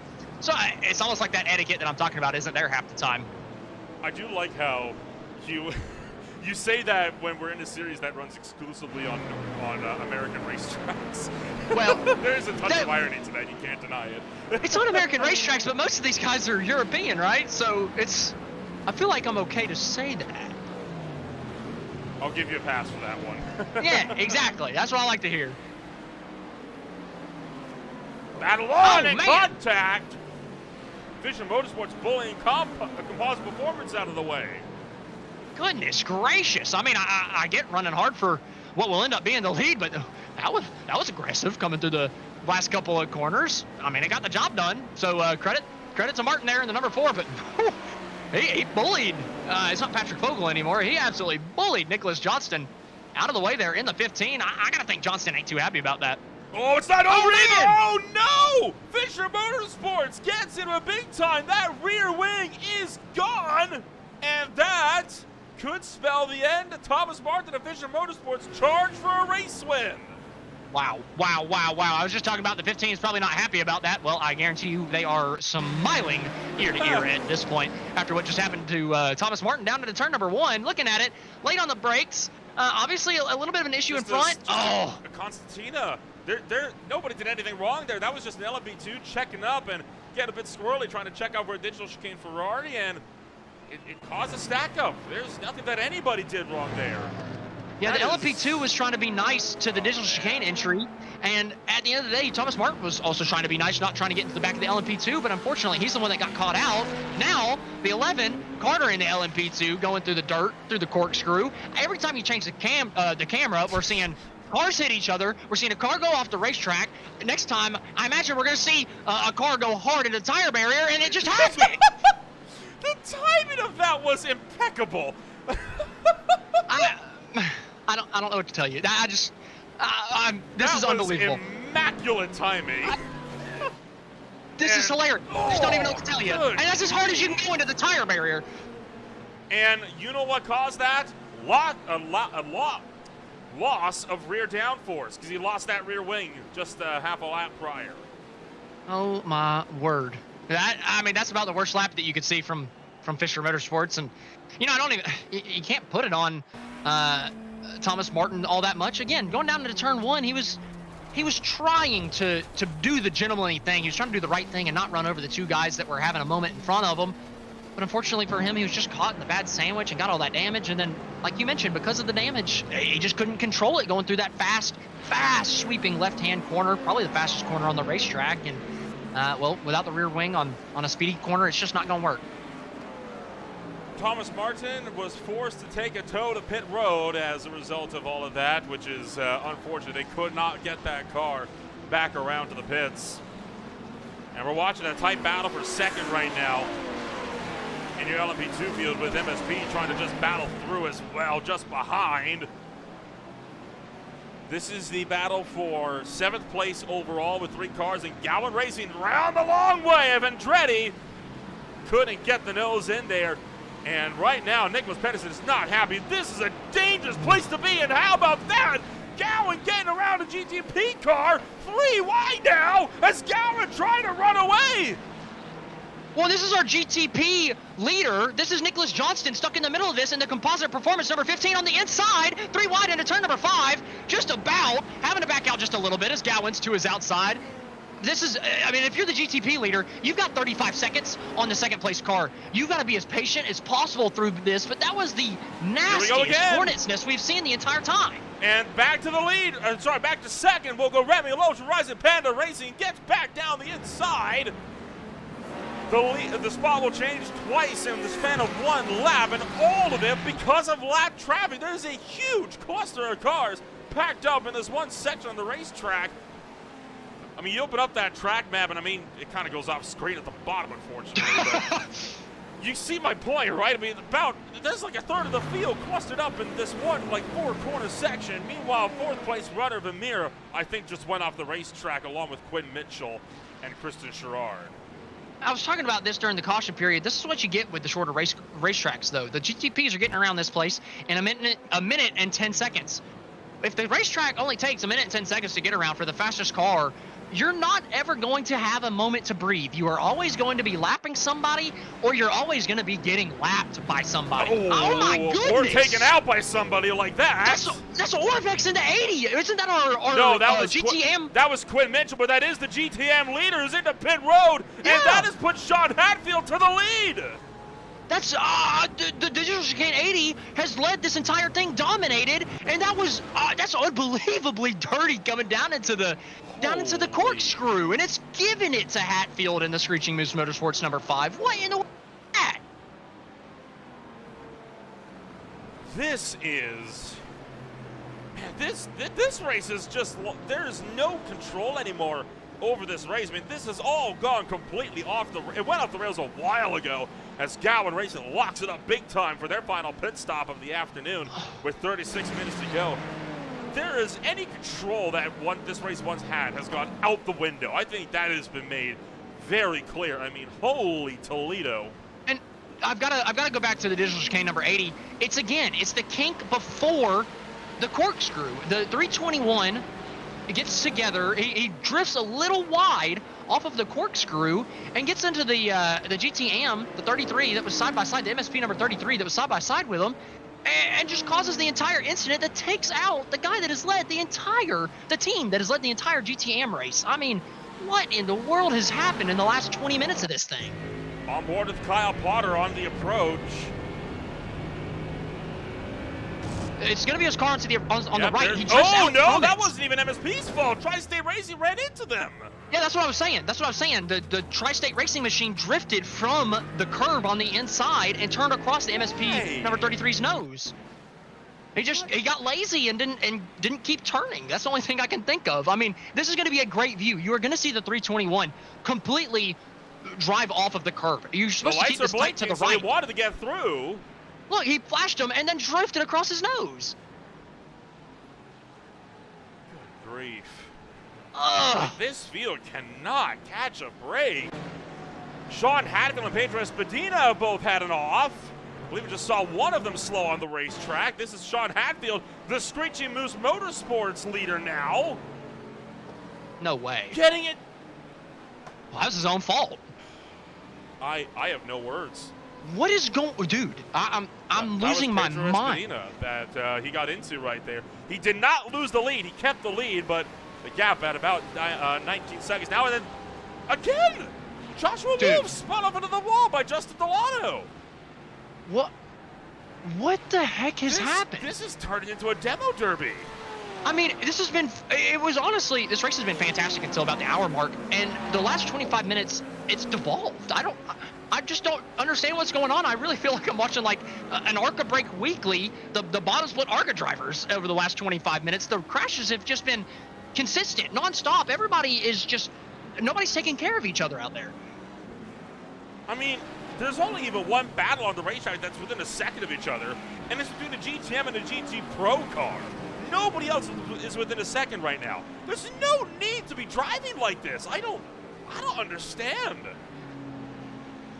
Ooh, this is just not what we've come to expect from the VSCA Sports Car Championship. And again, the first hour and a half of this race was great. The racing standards were perfectly fine. They were what you would come to expect, but the last 25 minutes, it has genuinely just been weird.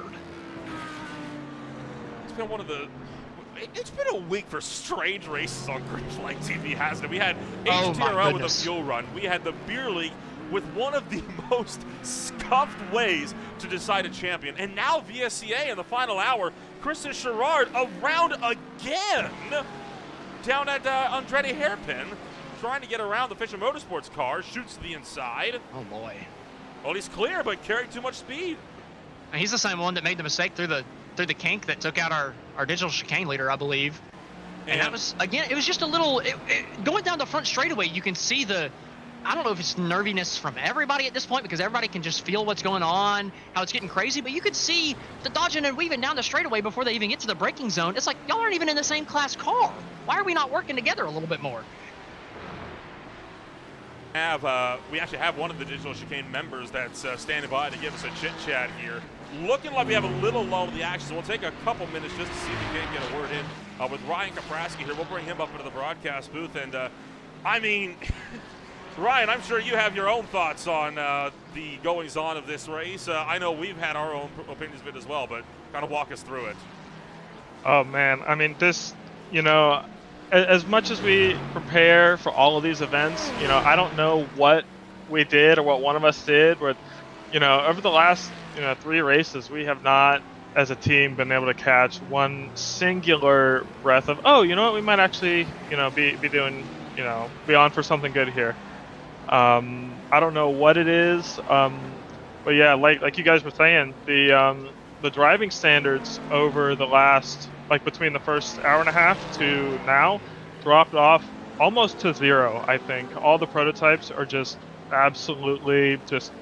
I genuinely have no words to describe how I'm feeling right now. It's abysmal. It's a rough day, because I know you guys were doing a good job, as you so often have in quite a few of these races, and you are scoring good points. I mean, you've been up there in the point standings all season long, but when you get these kinds of races like this, how does it impact that mentality, that morale, in terms of the long-term picture? Oh no, it definitely takes a massive hit, because it's races like this, because if we think back to Long Beach, we both were on for some good results, but then in the end, we essentially had good results taken away from us due to no fault of our own. But the mental impact these kinds of results have on the entire team is definitely devastating, I think. And, to be doing so well, be 1-2 in qualifying, and then be up in the top 5 consistently for the majority of the race, and then just, because of, matters outside of our control, just having, people just getting lazy with their driving, this point in the race is, where you need to, be more focused, than even the race start, because, everybody's going to be feeling the same way. It's like you just want to get the car to the end. But, to have essentially both cars essentially done and out is, quite frustrating. I mean, the 80's still running, but the 93's been done, so. Ryan, I'm sorry to jump in, Nolan, but could this be, just kind of a product of it being, a sprint race, right? We had the long caution period too, so maybe everybody just was kind of ready to get going. The difference between a sprint race and the big 12, 24-hour races, you got a lot of time to spread the field out for people to get on different laps in those big 12 to 24-hour races. So whenever you come down to the last hour, there's really only 3 or 4 guys per class typically that would be challenging for a position. So maybe guys are handling it a little bit better. Here today, with it being such a short race and that caution period being so long, we've had everybody from every single class on the lead lap with their race leader, right? With their class leader. So do you think it's just kind of a product of that, making the intensity higher with there being so many cars fighting for, the top couple spots? Oh no, that absolutely plays a factor, but that at the end of the day, that's not an excuse to lose all your driving respects, and it's no excuse to drive like a complete maniac and just punt cars left and right off, for just because you can, So, but yeah, the sprint race mentality is definitely a huge factor for these shorter races. I mean, even the end of the endurance races to an extent too. And I guess just one final question then before we let you get going here. Next month, it'll be the Circuit of the Americas. It's another sprint race, 2 hours and 40 minutes, but it's at a much bigger FIA Grade 1 facility track. Do you think we'll be seeing a much different mentality going into Austin? I'd like to be optimistic about that, but being realistic, I don't think we'll see a mentality change across the field during these sprint races. Because I mean that's just the way that it's going to end up going. Being realistic here. Well, chin up. I'm sure your day will come eventually. Yeah, absolutely. You and me both. That was Ryan Kaprowski joining us up here from the Digital Chicane crew. It's been a rough day for them. I mean, they were, again, as they so often have, they've been doing so well. You saw earlier on about Danny Fonte, right when we were talking about prototypes and driving etiquette, right, Austin, about how Danny Fonte ran right into the back of one of the LMP2s at the Monterey hairpin and spun themselves out. You also saw Francisco Santos Pereira going off the circuit. This is GS Racing Esports Machine, and same thing, right? I mean, checked up for a Lamborghini, and I don't think the prototype behind had any knowledge of it. Yeah, it was a little weird scenario there. We've seen the 42 off the racetrack a couple times tonight, and that was almost a bad rejoin. A little scary there, but again, it's just a little gaggle of cars, just a little loose condition, and that's all it takes. And that was Danny Fonte that sent that car up again, the same car that just ran over one of the Tri-State LMP2s in the Andretti hairpin just about a lap or two prior. So it's been one of those days, hasn't it? I mean, that's kind of an understatement at this point. I'm shocked, man. The first 4 races of this league have been, and even the first half of this race was awesome too. But I'm enjoying the back half. But I mean, the chaos has definitely reached a level that I didn't think was possible in the VSCA Sports Car Championship. But again, we were talking about earlier in the race, right? I love tracks that punish people for making mistakes and are very, very difficult. This track is like that, but I guess the downside of that is that if you put 53 of them on the racetrack at the same time with a bunch of different class cars, there's the potential for some sketchy accidents. I mean, thinking back to the first season, because I saw quite a bit of discussion leading up to this race, right, about how the first time they went here was one of the wildest races they've had. This race has been wild. I know they were hoping that it would be cleaner, though, than last time running as well, which tells me this is not necessarily a new issue at this particular racetrack. It is one of the smallest tracks we go to on the calendar as well, which I think might also might be playing a role in how this could pan out, but who knows, right? I mean, we'll have to see what race control is going to do after the race. All of the penalties, remember, are done post-race, and I feel there's going to be a lot of them in this one. Oh my goodness! I think it is safe to say there's a huge asterisk over this race. That's the thing. We're going to be announcing the winners, but I really won't. I don't know if I'll know the winners until midweek. But either way, we almost saw who was going to be our GTM winner. Screeching Moose Motorsports. I know we didn't catch it on the main feed, but I was watching our GTM leader coming through turns 3 and 4, and in between, he just about pinched the 86 LMP2 out to the grass and took himself out. I thought we were restarting the craziness, but I got to give some credit to the 86 LMP. They really, really gave them a lot of room whenever they saw him coming over. So Luca Harmoning, maybe the only guy on the racetrack currently with any form of driving standards. So credit to him. Well, you got a good battle going on here for 6th and 7th as well. Digital Chicane and Firestorm Motorsport have been doing a pretty good job on keeping it out of each other while letting some of this traffic through. And there goes Quinn Mitchell trying to look to the inside of John Jones. Going to back out, not going to attempt for a move down into turn 6. I think right now Mitchell is just thinking about survival to the end, right?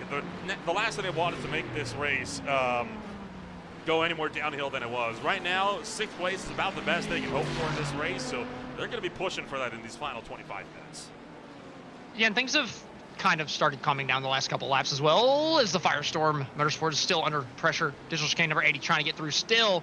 Side by side, doesn't have the preferred groove coming down to the final corner. Credit to the Vice LMP2 there, just staying behind, letting these two guys fight it out for that 6th place spot, and it's going to happen. Number 80 is going to be able to get through Quinn Mitchell up to the P6 position. Gotta still feel bad for him, though. He should be fighting for that lead up there. It's tough, right? I mean, sometimes these races go this way, right? I mean, you can't have every race be extremely clean, but I can guarantee you still there's going to be a lot of discussion from this field, and I would not be surprised if this field is given a scolding to before next race. Kyle Potter off the track again for MSP, and that car still bearing the battle scars from earlier in this race at the same corner when he knocked out the 80 car from the lead. Well, let's rephrase that. It wasn't his fault. We've come to the conclusion it wasn't his fault. Well, that one, he can only blame himself, but good job to keep it out of the wall. Just went in way too hot. Yeah, it was a little confusing. I'm glad there was nobody in front of him that time, because it definitely would have been his fault. Still trying to get back on the racetrack, but man, there's just not a spot. My goodness, he just can't. And it's a blind look over that hill. You can't really tell. Fine. Oh No!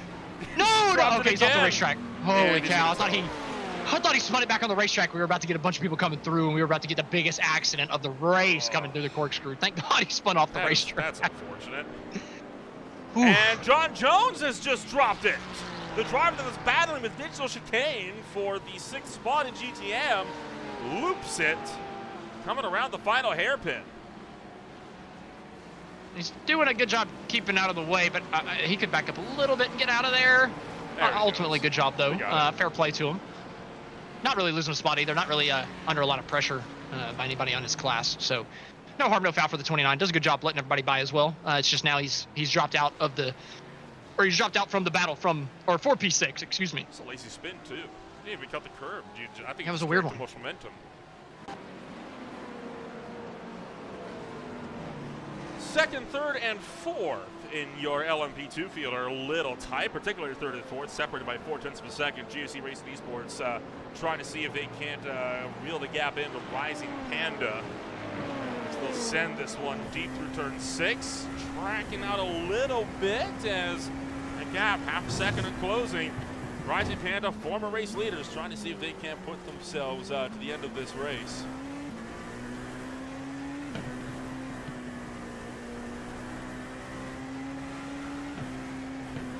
Sorry, I had my mic muted that entire time. Third place battle still in the LMP2 class between Rising Panda and GSC. Oh, it's late on the brakes. Super late on the brakes for GSC, getting down to the corner, harmoning.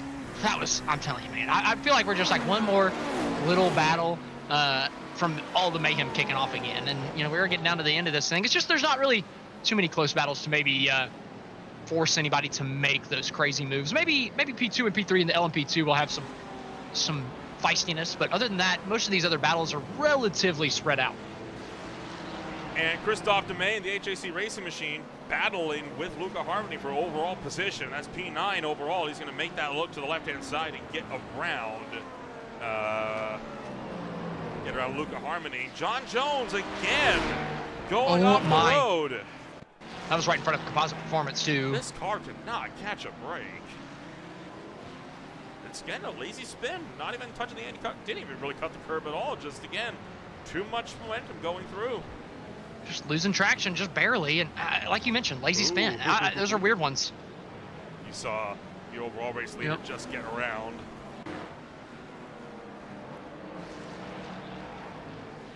It's been a weird day, hasn't it?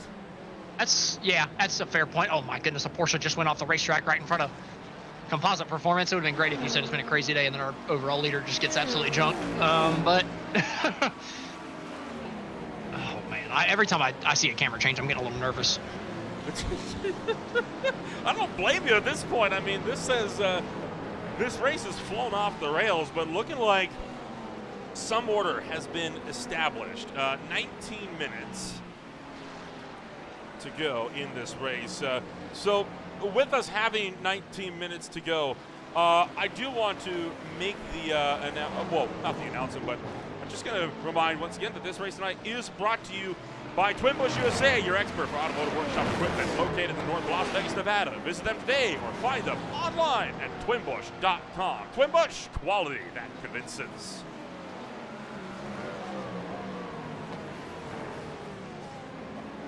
Still looking at this fight between Christophe Demain and Luca Harmony, who's sitting just 0.6 of a second behind. This is for overall P9 on the racetrack, but not anything for in class position, not right now at least that I'm seeing. Kind of scanning around, but it doesn't look like we have, well, there goes the 531 Ferrari off the road, and that will drag Marco Pereira a little bit closer for another overall position. Stefan Jakobsen and Roy Vermeer have both had a problem, and Selena Ward has had a problem as well. Holy cow, it's all kicked off. There's third place. I told you. That was Vermeer. I told you once it happened one more time. Once one more little thing happened, it was all going to kick off. Selena Ward, same corner. Oh! Whoa! So Jakobsen was slow, and Ward just careened into the back of him coming around. That wasn't even okay. I wouldn't even blame Ward on that. You can't be stopped on the exit of that corner. I think that car got loose. So this is what happened to Stefan Jakobsen.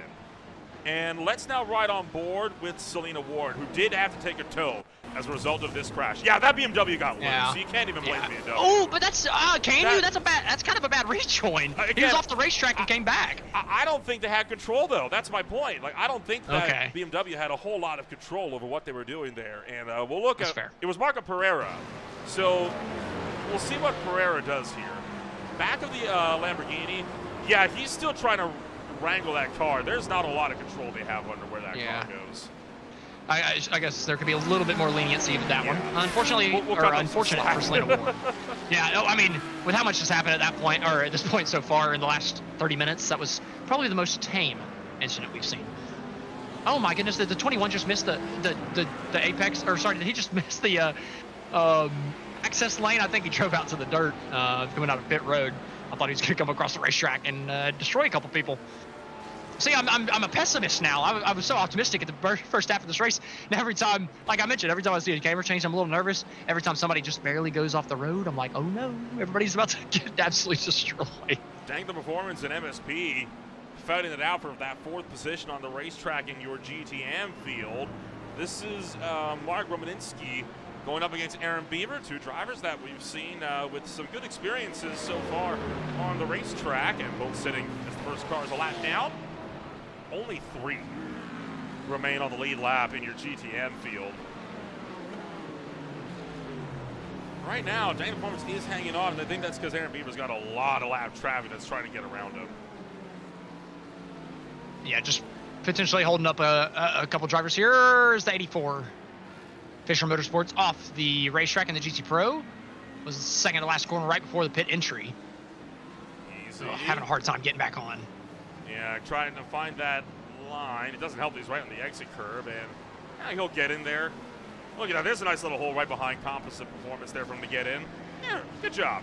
That was Benjamin Fisher that had this off in the final corner, and run over again by an LMP2. Wow. I mean, that was pretty blatant, too. That was bad, man. Come on. I mean, there's no respect for the poor 84 there. I mean, goodness gracious. I want to point out that there was, again, discussions about lap traffic, because I usually sit in for the, well, as I say that, Errol Yuriksoy, I apologize if I pronounced that wrong, from Ultra Motorsports, having another off, but this one just self-inflicted, coming down the hill and went to the bed, dropped it on the exit. Yep, just bottomed out, but again, I sat in on the pre-race drivers meeting before this race, and there was a lot of discussions going on again about, how to handle lap traffic, and one of the big things was, to the cars that are being lapped, be predictable. That was like the #1 thing, was be predictable for the GT cars. Don't be weaving all over the place trying to slow up to let them through, because it makes you unpredictable, it makes you more of a hazard. At the same time, it's also on the prototypes to find a way around them. You can't just go running people over, especially when they're running a very predictable line like we just saw with Fisher Motorsports. Yeah, a lot of times, even in single class racing, people are typically too early to jump on the guy from behind causing the incident. Whenever, a lot of times, if it's somebody going slower in front, they've been unpredictable in some way. However, tonight, I feel like most of the incidents have not been from the unpredictability of the driver in front. To what you were just saying, most of it has just been impatience from a faster class car coming through, junking a slower car. I mean, I'm typically on the other side of that. But today, it's just it has been like that most of the time. It's been a faster class car just showing absolutely no respect for one of the slower guys in front of him. I kind of, well, it's weird. I'm literally typically on the other side of this. I'm typically a big hater about slow cars being unpredictable because people typically forget about that portion of the lap car in the way kind of thing. And a lot of people just think if you hit somebody from the back, it's automatically the guy that hit him in the back's fault. It's not. But today, it has been more cases than not. Nicholas Johnston for Composite Motorsports, still leading the way by 51 seconds right now over Pedro Espadina. And this is not looking to change anytime soon. I think it's safe to say that a safety car, if we do get one, would put us well over the end of this race. Yeah, I think we're the end of the thing. So. Well, and right now Johnson's got he's got well over half a lap on Espadina because lap times for the LMP2 for the GTPs, excuse me, in his best lap of the day is a 1:11, right? So he's not only about 20-30 seconds off the back of Espadina right now, who the second place driver going through turn 6, whereas your race leader is in turn 3. All Johnson's got to do is survive. He is not going to be taking any unnecessary risks. Yeah, absolutely. Now the problem is, we've seen just big gaggles of race cars pop out of nowhere that the leader has to get through. Currently, you see completely clean track. No issue. I don't see a daggone car on the racetrack in front of him. But with 12 laps remaining, he's going to catch some people. He's going to catch some GT Pros. He's going to catch some GTMs. So, and here's one spun off on the bottom of the corkscrew that our race leader's about to come through. It's just about the 4th time in the corkscrew. Like you said, you don't want to take unnecessary risk yourself, but coming to the end of this thing, he very well could just be caught up in a very big stack up of cars, but he does have a 50-second lead. He could probably stay behind a GTM that's in front of him at this point and not have to worry too much. Probably, well, actually, I take that back. He needs to get down to about 7 minutes to go at his current pace, and then once 7 minutes to go passes, he could just sit behind whoever he's behind, and he'd still win the thing. Can we talk about Vision 1 Motorsports for a moment? Jeremy Carter and the rest of the team here, they started in the top 5 in LMP2. They have very quietly been fighting their way to the point, and with all of the other guys like Gowan Racing having their own problems, right now, they sit in the race lead. The problem is they have pitted right now on lap 74. A lot of the other drivers pitted on laps 87 right through the 106. I don't know if they're good to go to the end, but if they are, this would be huge for them to take their win in their debut race. They pitted on 74? Yes, lap 74 was when they last then hit the pit road. Let me see. I'm going to go back to their lap time. Vision 1 Motorsports pitted on lap 74. They're on lap 108 right now. So they are 34 laps. Right now they're lapping 3 to 4 seconds slower than second on back is what I want to point out. Oh, well. So I think they're saving. Oh, absolutely. And they've ran 35 laps currently. So that is at their pace a little over 40 minutes. That's probably in the 42.5 minute bracket. 42.5 to 45 minute bracket since the last time they pitted. I don't know if they can make it 55 minutes in an LMP2. Even if they're saving 3 seconds a lap, that's a tall task. The only time we've seen it done is under our caution period, and we haven't had one to help them stretch it out. This would be a monumental feat if they managed to get it done. I've never seen a car go 55 minutes in LMP2, though. And he's got 9.5 more minutes to figure it out. I mean, if the caution comes out, then he can save the rest of the way and he'd win it. So maybe that's what they're going for. But I mean, I don't know. Like you mentioned, they're losing time dramatically over Gowan Racing lap over lap, so they're obviously saving. it's gonna be so close. I just don't see it. You see some of the lap time comparisons over the last little while between these two drivers. Look at Jack Hedgecock's 1.9 seconds gain to lap 108. You can see on the bottom right as well, really a visualized example of how quickly that gap has been coming down over the last several laps. So this is going to be interesting to see how Jeremy Carter plays his cards here over the next little while, but I don't see them making it to the end. They might try to come in for a splash and go, but if they do that, with how close Hedgecock is, they're going to be losing the lead for sure. They'd be lucky to hold on to the podium, I think. I mean, it would be Harmoning might even be able to get past him for the 3rd place spot. So I do think if they come in for a splash and go, they're looking at 3rd best, probably 4th worst, which is still not bad, right? Your French podium, that'd be a great race here for Vision 1 Motorsports, but I mean, winning sounds a whole heck of a lot better. Quinn Mitchell making the pass for 5th as Digital Chicane on their recovery drive has just gotten back to the number 5 spot. That came up and in towards the corkscrew. Dangler performance was slow to let one of the LMP2s through, and Mitchell pounced on the opportunity. Yeah, Mitchell trying to do absolutely everything he can to, right the wrong that happened to him just a handful of minutes ago, about half an hour. Doing a good job, at least keeping his head in the game, right? I mean, it's so hard to get taken out of the race lead and want to get back behind the wheel of the race car and finish the thing out. But, he had to. He didn't have his 40-minute drive time. He had to get back out there to at least salvage some points and keep them in the championship hunt in some case. It's unfortunate for them they're not going to be able to end the Screeching Moose Motorsports winning streak. Andy Banfield overshooting the corkscrew, kind of bouncing across the track and off onto the driver's right as a few more cars continuing their own little backslides as Morton Kofoid still fighting with Luca Hartman. He's pitting. He's pitting. There he is. Couldn't make it. I didn't think he could. That'd be a huge stretch. So Gowan Racing, Jack Hedgecox will retake the race lead. This is only going to be a splash and go for Vision 1 Motorsports. And oh boy, that's a bit tight as Gowan can't find a way through. And now closing up on KC Racing, and we'll see where Carter will exit. This will be one of the last scheduled pit stops on the afternoon. They'll lose first. Remy Loesch coming off the final corner. Can they get out before they lose second? I don't think they will. They will not. Loesch through for 3rd. They will get out, though, before Luca Harmon can make that pounce and punt them off the podium. Yeah, with them not having to take too much gas, I guess I over... Oh, but he's off the racetrack! Oh, my goodness, he saved it. Thank goodness. He was off the racetrack on the access road. I thought... that, man. hey, look, man, he drove off the access road on the racetrack. I mean, like, he got into the dirt. I thought he was spinning it. He got sideways just a little bit. I may have overreacted a little bit, but he was all 4 wheels off the racetrack coming through the access road. So I thought he was lazy spinning it down to the inside and would have lost 3rd. That's just a little off. That's fine. I know. Look, I overreacted. It happens. 6 minutes to go. Roughly 5 laps or less on the docket as no current battles within a second in the individual classes on the racetrack. Aaron Beaver having another off. And man, for Beaver, it has not been the day for MSP either, as they were alongside Bravo Shatton and a bit of echo content there for that one. But what do you think? You think they would have gotten into each other regardless? Oh, man. That, I'm going to hold my tongue, but yikes. That's all I have to say to that is yikes. Nothing Tom could do there. Nothing at all. That is a shame.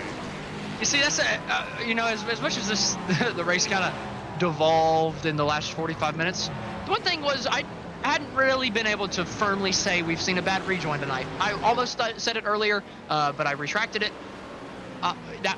That was a bad rejoin. So we can add that to the list. So if you've got bad rejoin on your bingo card, mark it off. Bingo, you've won. Well, time continues to tick away. Less than 5 minutes to go. And, with a little bit of a guest star appearance. Yeah, I know. I'm pretty sure my pizza just arrived. Oh, wow. You scheduled pizza delivery for 5 minutes before the race ended? Look, I didn't think it would get here this quickly. Okay. Usually they're not this quick about it, so I'll give the delivery driver props for that one. But yeah, 4 minutes to go now as we continue to duke it out. This race, it's kicked off all over again. Yeah, absolutely. It's a little bit of craziness here at the end, but after I feel like it's mellow now, right? With the last 4 minutes, I don't think we're going to see anything crazy. I think we've kind of gotten to the end of all the nastiness, all the craziness. I mean, you're looking at Johnston. He's got a minute lead over Peckley. Bernie right behind, 3 seconds behind. So really not any tough racing for position. Hedgecox with a very easy 8-second lead over Loesch, and another 7-second gap to Carter. And then even in the GT classes, really not too much going on between the two of them. So not really too many battles that we really have to worry about coming down to the end of this thing. I think our race winners are relatively summed up, barring any post-race penalties. So I think that we're going to see Screeching Moose Motorsports down in the GTM category pick up their 5th straight win. Obviously, a little bit of assistance, I should say, from an LMP2 about half an hour ago. But a win's a win. At the end of the day, yeah, five wins for the number 5 in 5 races. Sounds good. All the 5s for Screeching Moose Motorsports. This is going to feel good for them, right? To be able to take that 5th win in a row. But I'm curious to talk to them after this race to see how this is all going to go. And I'm willing to bet I just curse them as well. And they probably will not win the race now after this one. But, battle continues on. Second place starter goes in a bit more for GTP as Gabriel Peckley from Bravo Snow Shatton. Could Bravo Snow Shatton get their first podium of the season? They have had a absolutely horrid time in these first several races. They've crashed out of the first 3 points races on the season. Getting a podium in their 4th would be a huge comeback story for them. It'd be a huge confidence boost, but I'm a little nervy for them because Bernie's catching them. Now, I won't bump him off the podium, but I'd be willing to bet Peckley's going to be fighting for the 2nd place spot. 2nd place is always feeling better than 3rd, even if they're both on the same podium. So I got to imagine if Bernie can get up to the back bumper of the 50 here, I think we're going to see a good little scrap over the last couple laps. Oh, I'm willing to bet we will too. This is going to be absolutely insane to see how this race is going to pan out. And there's not a lot of time left either, right? We're looking at, I think, about 2 laps to go with the line here for Nicholas Johnston. And we just saw the 2nd and 3rd place GTPs come out of the same corner 10 seconds ago. So that's just how good the 15 has been throughout the race this evening. Has been able to stay out of most of the cartage and allowed himself to, just stretch out that gap ever so, marginally, lap over lap. Just doing really, really good job. That entire composite performance crew. A little bit further up the road, though, the 2nd place driver, the Bravo Snow Shat number 50, got held up through turn number 5. Sorry, turn number 4, and now through 5, and now into the fast left-hander of 6. Bernie, he's firmly within the slipstream, coming down to the corkscrew. Half a second and still closing. They will have 2 laps at the line to get this battle sorted because of how far back they are in comparison to Nicholas Johnston. We are under a minute to go. Final lap for your race leader coming on up, but these guys a minute behind your race leader, so they will take the 2 to go signal this time. The battle for the final, for the 2 podium positions at GTP is on as they work through the final corner. Yeah, we're really going to be able to see just how close Johnston is behind these guys as they take the start-finish line here. Johnston is coming into the final corner, so very, very tight. Johnston getting ready to take the white flag to make it one more time around for the race leader. Still 2 times around for this battle for 2nd. 2 times around in the battle for the number 2 spot as right now, can Peckley hang on against Kyle Burney? Your race leader will take the final lap and will officially the one to go signal. There's the move! Bravo's new Shatton under fire. MSP and Kyle Burney trying to make the run for 2nd. Not quite able to do it there, Bernie, but he's kind of going for the undercut. Coming out of turn number 5, going down towards 6. The 50 just fades down to the inside. Bernie has to back out, and now the 50 gets caught up behind a slower car coming out of turn number 6. That puts them side by side, coming down to the corkscrew for 2nd, and down into the braking zone, still side by side. The 50 gets spun right round. Look out as one of the Ferraris goes off piste. That was Roy Vermeer going off and into the grass. He's going to get himself back on, and Bravo Snow Shadow will get back onto the track, but now they are at risk of losing the podium. Unbelievable, he could lose the podium if it happens again. DS Racing is right there. Terrible, terrible mistake for Peckley. Oh, but Bernie's down pit road. What has happened to the 3? He couldn't make it to the end, I don't think. What in the world? So that was a battle for 2nd. That wasn't really a battle for 2nd. That has now created another battle for 2nd between Peckley and Espadina. What in the world is going on? And as that happens, the composite performance number 15 has come through to win the race. Great job for Nicholas Johnson. They take the win for Sean Hatfield and Screeching Moose Motorsports. It's 5 in a row for the number 5 Mercedes. Leaving yet this battle for the number 2 spot to be decided, but Bravo Shad is starting to build up that gap. All the while, looking like it'll be North Sim Racing who will take home the W for GT Pro by 10 seconds over Daniel Gruber and Fisher Motorsports. Thomas D'Ambrosio will pull off to the right, to the left, excuse me. They win in LMP2 and Gruber loops it in the penultimate corner. Doesn't look like he's going to lose any spots, I don't believe.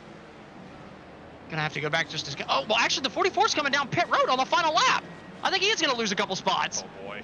Or he had a... He's going to lose at least one. So we'll see. Meanwhile, Gowan Racing back to victory lane. It's their third win of the season as Jack Hedgecox will take that number 18 car into victory lane. Good show for them. World of Sim Racing team passed Gruber like 100 feet before the start-finish line as Gruber was puttering down pit road. And how about that for Bravo Snow Shatton, able to come home and take their first podium on the season after so much trials and tribulations. Such a huge story for the Acura. We've had a few incidents in those final 2 laps. This is Francisco Pereira spinning off at turn 6. And he had to kind of fight to get himself back righted throughout all of that. John Goodwin had his own problems. As he just had a little bit of a loop down at turn 4. Gabriel Peckley had an off, and this is what we saw coming up and over the rise in that battle with MSP before MSP came down to pit road. Just locked the rears, and around it goes, and that sent Roy Vermeer off and into the grass. And then last but not least, Daniel Gruber with this little spin for Fisher Motorsports that costed them a number 2 position as they had to come down to pit road. Scours Racing looked like had a hand to play in that. I don't know if those LMP2s were battling for position. If not, I'd feel really... I don't believe they were. And then what? Why? Whatever. I feel bad for Fisher Motorsports. Then it cost them 2nd place. Well, what a race it was. I mean, that was... I think something is the best way to put that one. But at the end of the night, we'll take a rundown of your official post-race results, and we'll be, of course, kicking it off first and foremost with your GTP, as it is Composite Performance back to victory lane. Bravo Snow Shatton with their first podium after DNFing out of the first 3 points races. This is big for them. GS Racing Esports team will be in 3rd, with MSP in 4th, 1 lap down. GS Racing Esports team in 5th, HAC in 6th. Stop and Go 7th, World of Sim Racing in 8th, Grizz Motorsports 9th, Trading Paints Racing 10th, Fisher Motorsports and Team Hardcore round out 11th and 12th. Next up, we're going to jump into our LMP2 race results. Gowan Racing ends up on the top step of the podium with Rising Panda Racing in 2nd and Vision 1 Motorsports in 3rd. GSC Racing Esports with the 4th place finish. Texas Speed Sim Racing in 5th, Tri-State Racing 6th, BRG Sport in 7th, and Scours S's Racing in 8th. 9th place is Tri-State Racing with Fisher Motorsport, FRS Sim Sport, and Vice Motorsport rounding out the 12-car LMP2 field. GT Pro will hold none other than Thomas D'Ambrosio for North Sim Racing, along with World of Sim Racing team. Fisher Motorsports rounds out the lead lap cars. Portrait Racing, RPM Racing, Racetech Competition, Fisher Motorsports, GSC Racing Esports, Kinetic Racing, and Race for Cat Motorsport round out the top 10, with DS Racing Esports team and Texas Speed Sim Racing bringing up the rear. Next, our 17-car GTAM field. Screeching Moose Motorsports, 5 in a row for the number 5. What a start to the season for those guys. Off in the S's Racing, finishing in 2nd, and Yellow Submarine Squad in 3rd. Digital Chicane, number 80. Hard Done in 4th. Dangler Performance, number 16 in 5th. Firestone Motorsports in 6th. Vulture Motorsports, 7th. Mayor Sim Speed Performance, 8th. Full Sin Racing, 9th, and DS Racing Esports team in 10th. Real Pixel Motorsport team finishes in 11th with Mayor Sim Speed Performance in 12th. Trading Paints Racing in 13th. KC Racing in 14th. Vulture Motorsports in 15th. And Digital Chicane all the way back in 16th. I don't know how the heck the 93 finished that far back, but the MMTQ Racing at number 161 finishes in the 17th place position. Well, the DNF, remember, from the race, that would be... Sorry, I got the 2 Digital Chicanes mixed up in my mind for whatever reason. The Digital Chicane 80 was the unfortunate one that got taken out from the race lead. My mistake. Well, it was a wild night overall, and we'll get the chance now to, of course, talk to all of the drivers here at the end of what ended up being a very wild night, I think, of racing. And we'll be looking to get in touch first and foremost with the driver of Nicholas Johnston, who will come home as the overall race winners tonight. And, well, Nick, what a wild ride, and this has got to be big to put that composite performance car back into victory lane.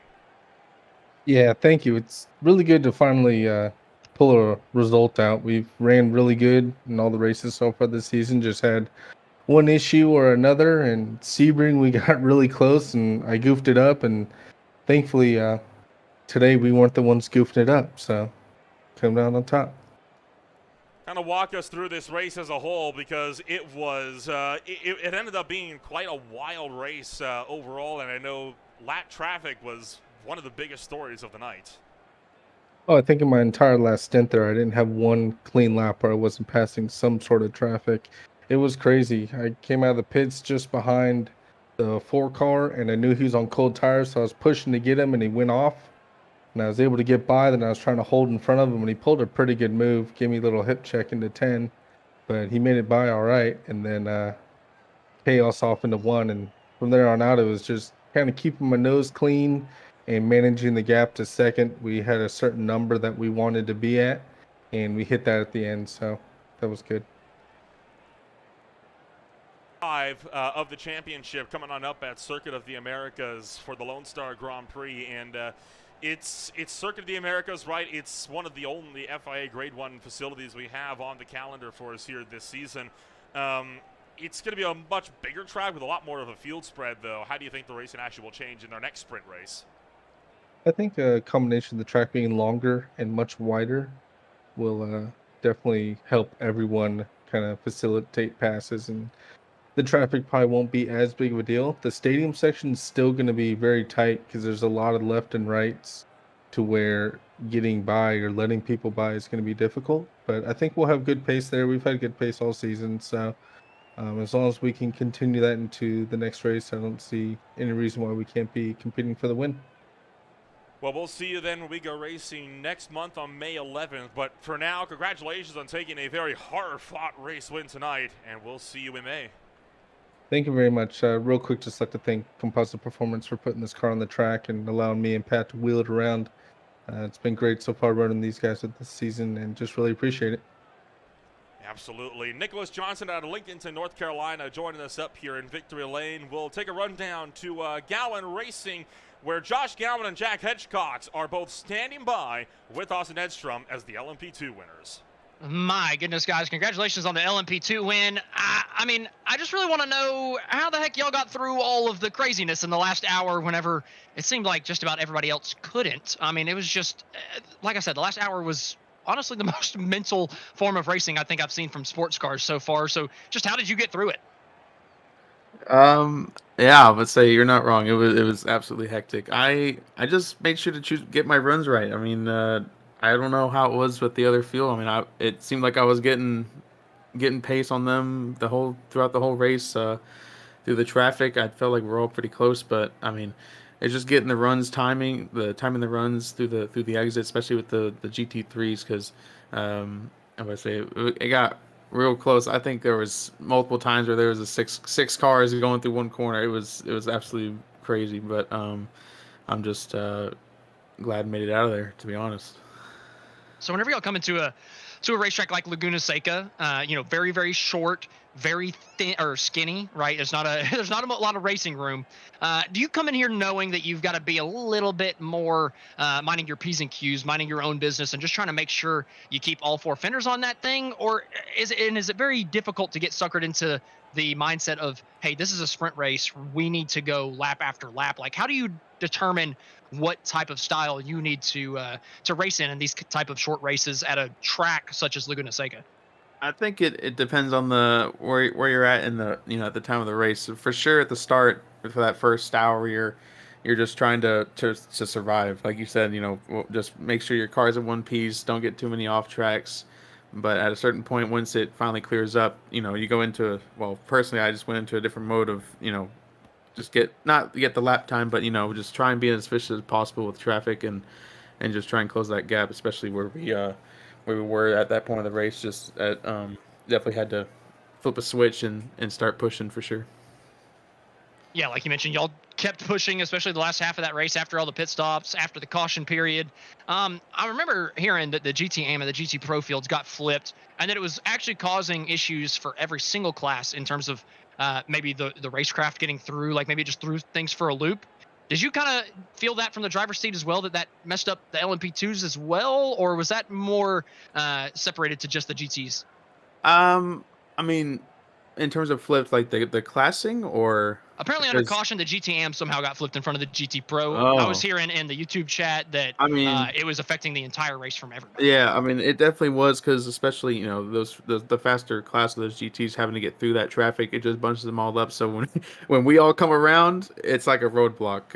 It was really hectic. That's how I made up all those spots in that after that caution was just getting through that traffic when the rest of my field in front got checked up and I just somehow shot through there. So I would say it definitely like you said, whoever was in the chat, they're not wrong. It was caused issues throughout the whole field, especially with trying to lap those cars, with everyone just trying to lap the one class at that point.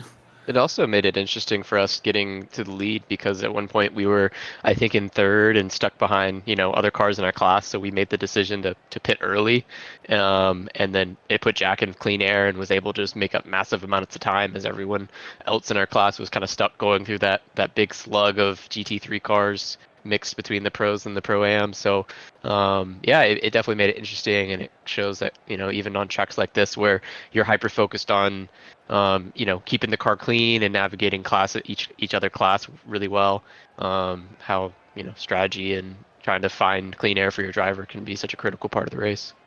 Yeah, that definitely threw the strategy for a loop. But I mean, y'all had the right one at the end of the day and ended up bringing it home P1, even with the craziness that happened over the last hour of this race. So big congratulations, just keeping your nose clean to put it onto the top step of the podium. And then of course for winning the race. Are there any shout outs you can give here at the end of it? Yeah, just to the rest of the Go On Racing squad. Everyone's watching. Thanks for the support. It's a close-knit group of guys, and we're just looking forward to the rest of the season and the competition here. It's a really great class in the LMP2, and excited for more. All right. Well, congratulations once again to both of you guys for bringing it home today from Laguna Seca. Cannot wait to see what you guys can do next month whenever we go racing again here in the VSCA Sports Car Championship. Thanks, guys. Appreciate it. All right, congratulations once again to the Gallon Racing guys. And now, Nolan Rempel is going to be standing by with, I believe, our GT-AM winners. We sure will. Lucas Santos and Sean Hatfield will join us up here in the broadcast booth tonight after what was, again, a very wild race for you guys, but 5 wins in a row now. I know one of them came from default as a result of post-race penalties, but I mean, 5 in a row, it's got to be big for you guys and your team. Lucas, yeah, that's on you, man. You've been with these guys longer, so. Yeah, sure, I'll take this one. This entire team, including now with Sean, who's been with us for now 2 races, it's been incredible. The amount of work that everybody puts into this, whether that be, sometimes I may be at university, sometimes we may have our own lives. The fact that we still put in work for these kinds of results, even if it's supposed to be a hobby, even though we're here for just, fun, we're here competitively, we're putting in the work, and we're getting the results that we want. It's genuinely amazing. Everyone from the team, even those who aren't here, so Mac and David, who are giving us spotter and crew chief items, Sean and I as drivers, Anthony, Philip, Taylor, everybody who's involved with this team has made every single one of these wins happen, even though they aren't part, like, physically or at the race. So it's just a culmination of everything. It's awesome. I mean, kind of walk us through the race as a whole tonight, because I think this has got to be one of the most attrition-filled races we've seen in a while. Nobody was safe from trouble tonight, and I mean, I know you guys had your fair share of your close calls throughout the evening. So I guess since Lucas, you started this race, we'll start with you, and then we'll get Sean's take on this too. But kind of walk us through the trials and tribulations to get that car in a victory lane tonight. Yeah, absolutely. So thank you to Sean for keeping my head straight throughout my first few stints. It was just a lot of knowing that the main role is to just get the car towards the end. That's been our mission since day 1, almost day 0, since we started the VSCA, is make sure the car gets to the end, and we'll get the points that we get and results as a result of that result. So just making sure that, the traffic, even though the prototypes, oh my goodness, we had to deal with them. And it's part of the crew chiefs and Sean that helped me out a lot with keeping my head calm, making sure that we're battling the attrition and we're keeping sure that we're making this car safe. So every lap was just tick off the mark. All right, now it's time to pass it on to Sean. And if you would like to take it away, Sean, what would you experience? Madness. pure unadulterated madness. And third year doing this, yes, that's just the norm here at Laguna Seca. You have to be prepared to just deal with it. You have to embrace it. And part of that is sometimes being on the aggressor side, sometimes being on the let off side. It's a delicate balancing act at this place. And if you can do it, you'll finish at the point of the end of the field, no matter what. So I do have to give a shout out to the guys at VSCA about what happened earlier with the field kind of getting flipped up. They addressed it, they handled it, and I'm sure in their debriefs they're going to be looking at a great many things to get things taken care of and straightened out so it doesn't happen again. So shout outs to those guys for handling this and for just maintaining the chaos as it would be. Well, we look forward now to the Lone Star Grand Prix. It's a much bigger track. But it's another sprint race, same length as well, 2 hours and 40 minutes in distance on the clock. Will we be seeing the Santos-Hatfield duo returning for Texas? That's classified information. Well, if we do, then great. If not, then we'll see who will be hopping into the booth, and we'll see if you can make it 6 for 6. I mean, 5 for 5. It is legendary in a field that has been this competitive. I know a slight asterisk over one of them, but hey, a win's a win. So regardless, you leave this race with the points lead, and you'll no doubt rack up a whole lot more points entering race number 5 here on the championship. But thank you both for taking the time to join us up here. We'll let you get back to celebrating. Yep, thanks, guys. Thank you so much, guys.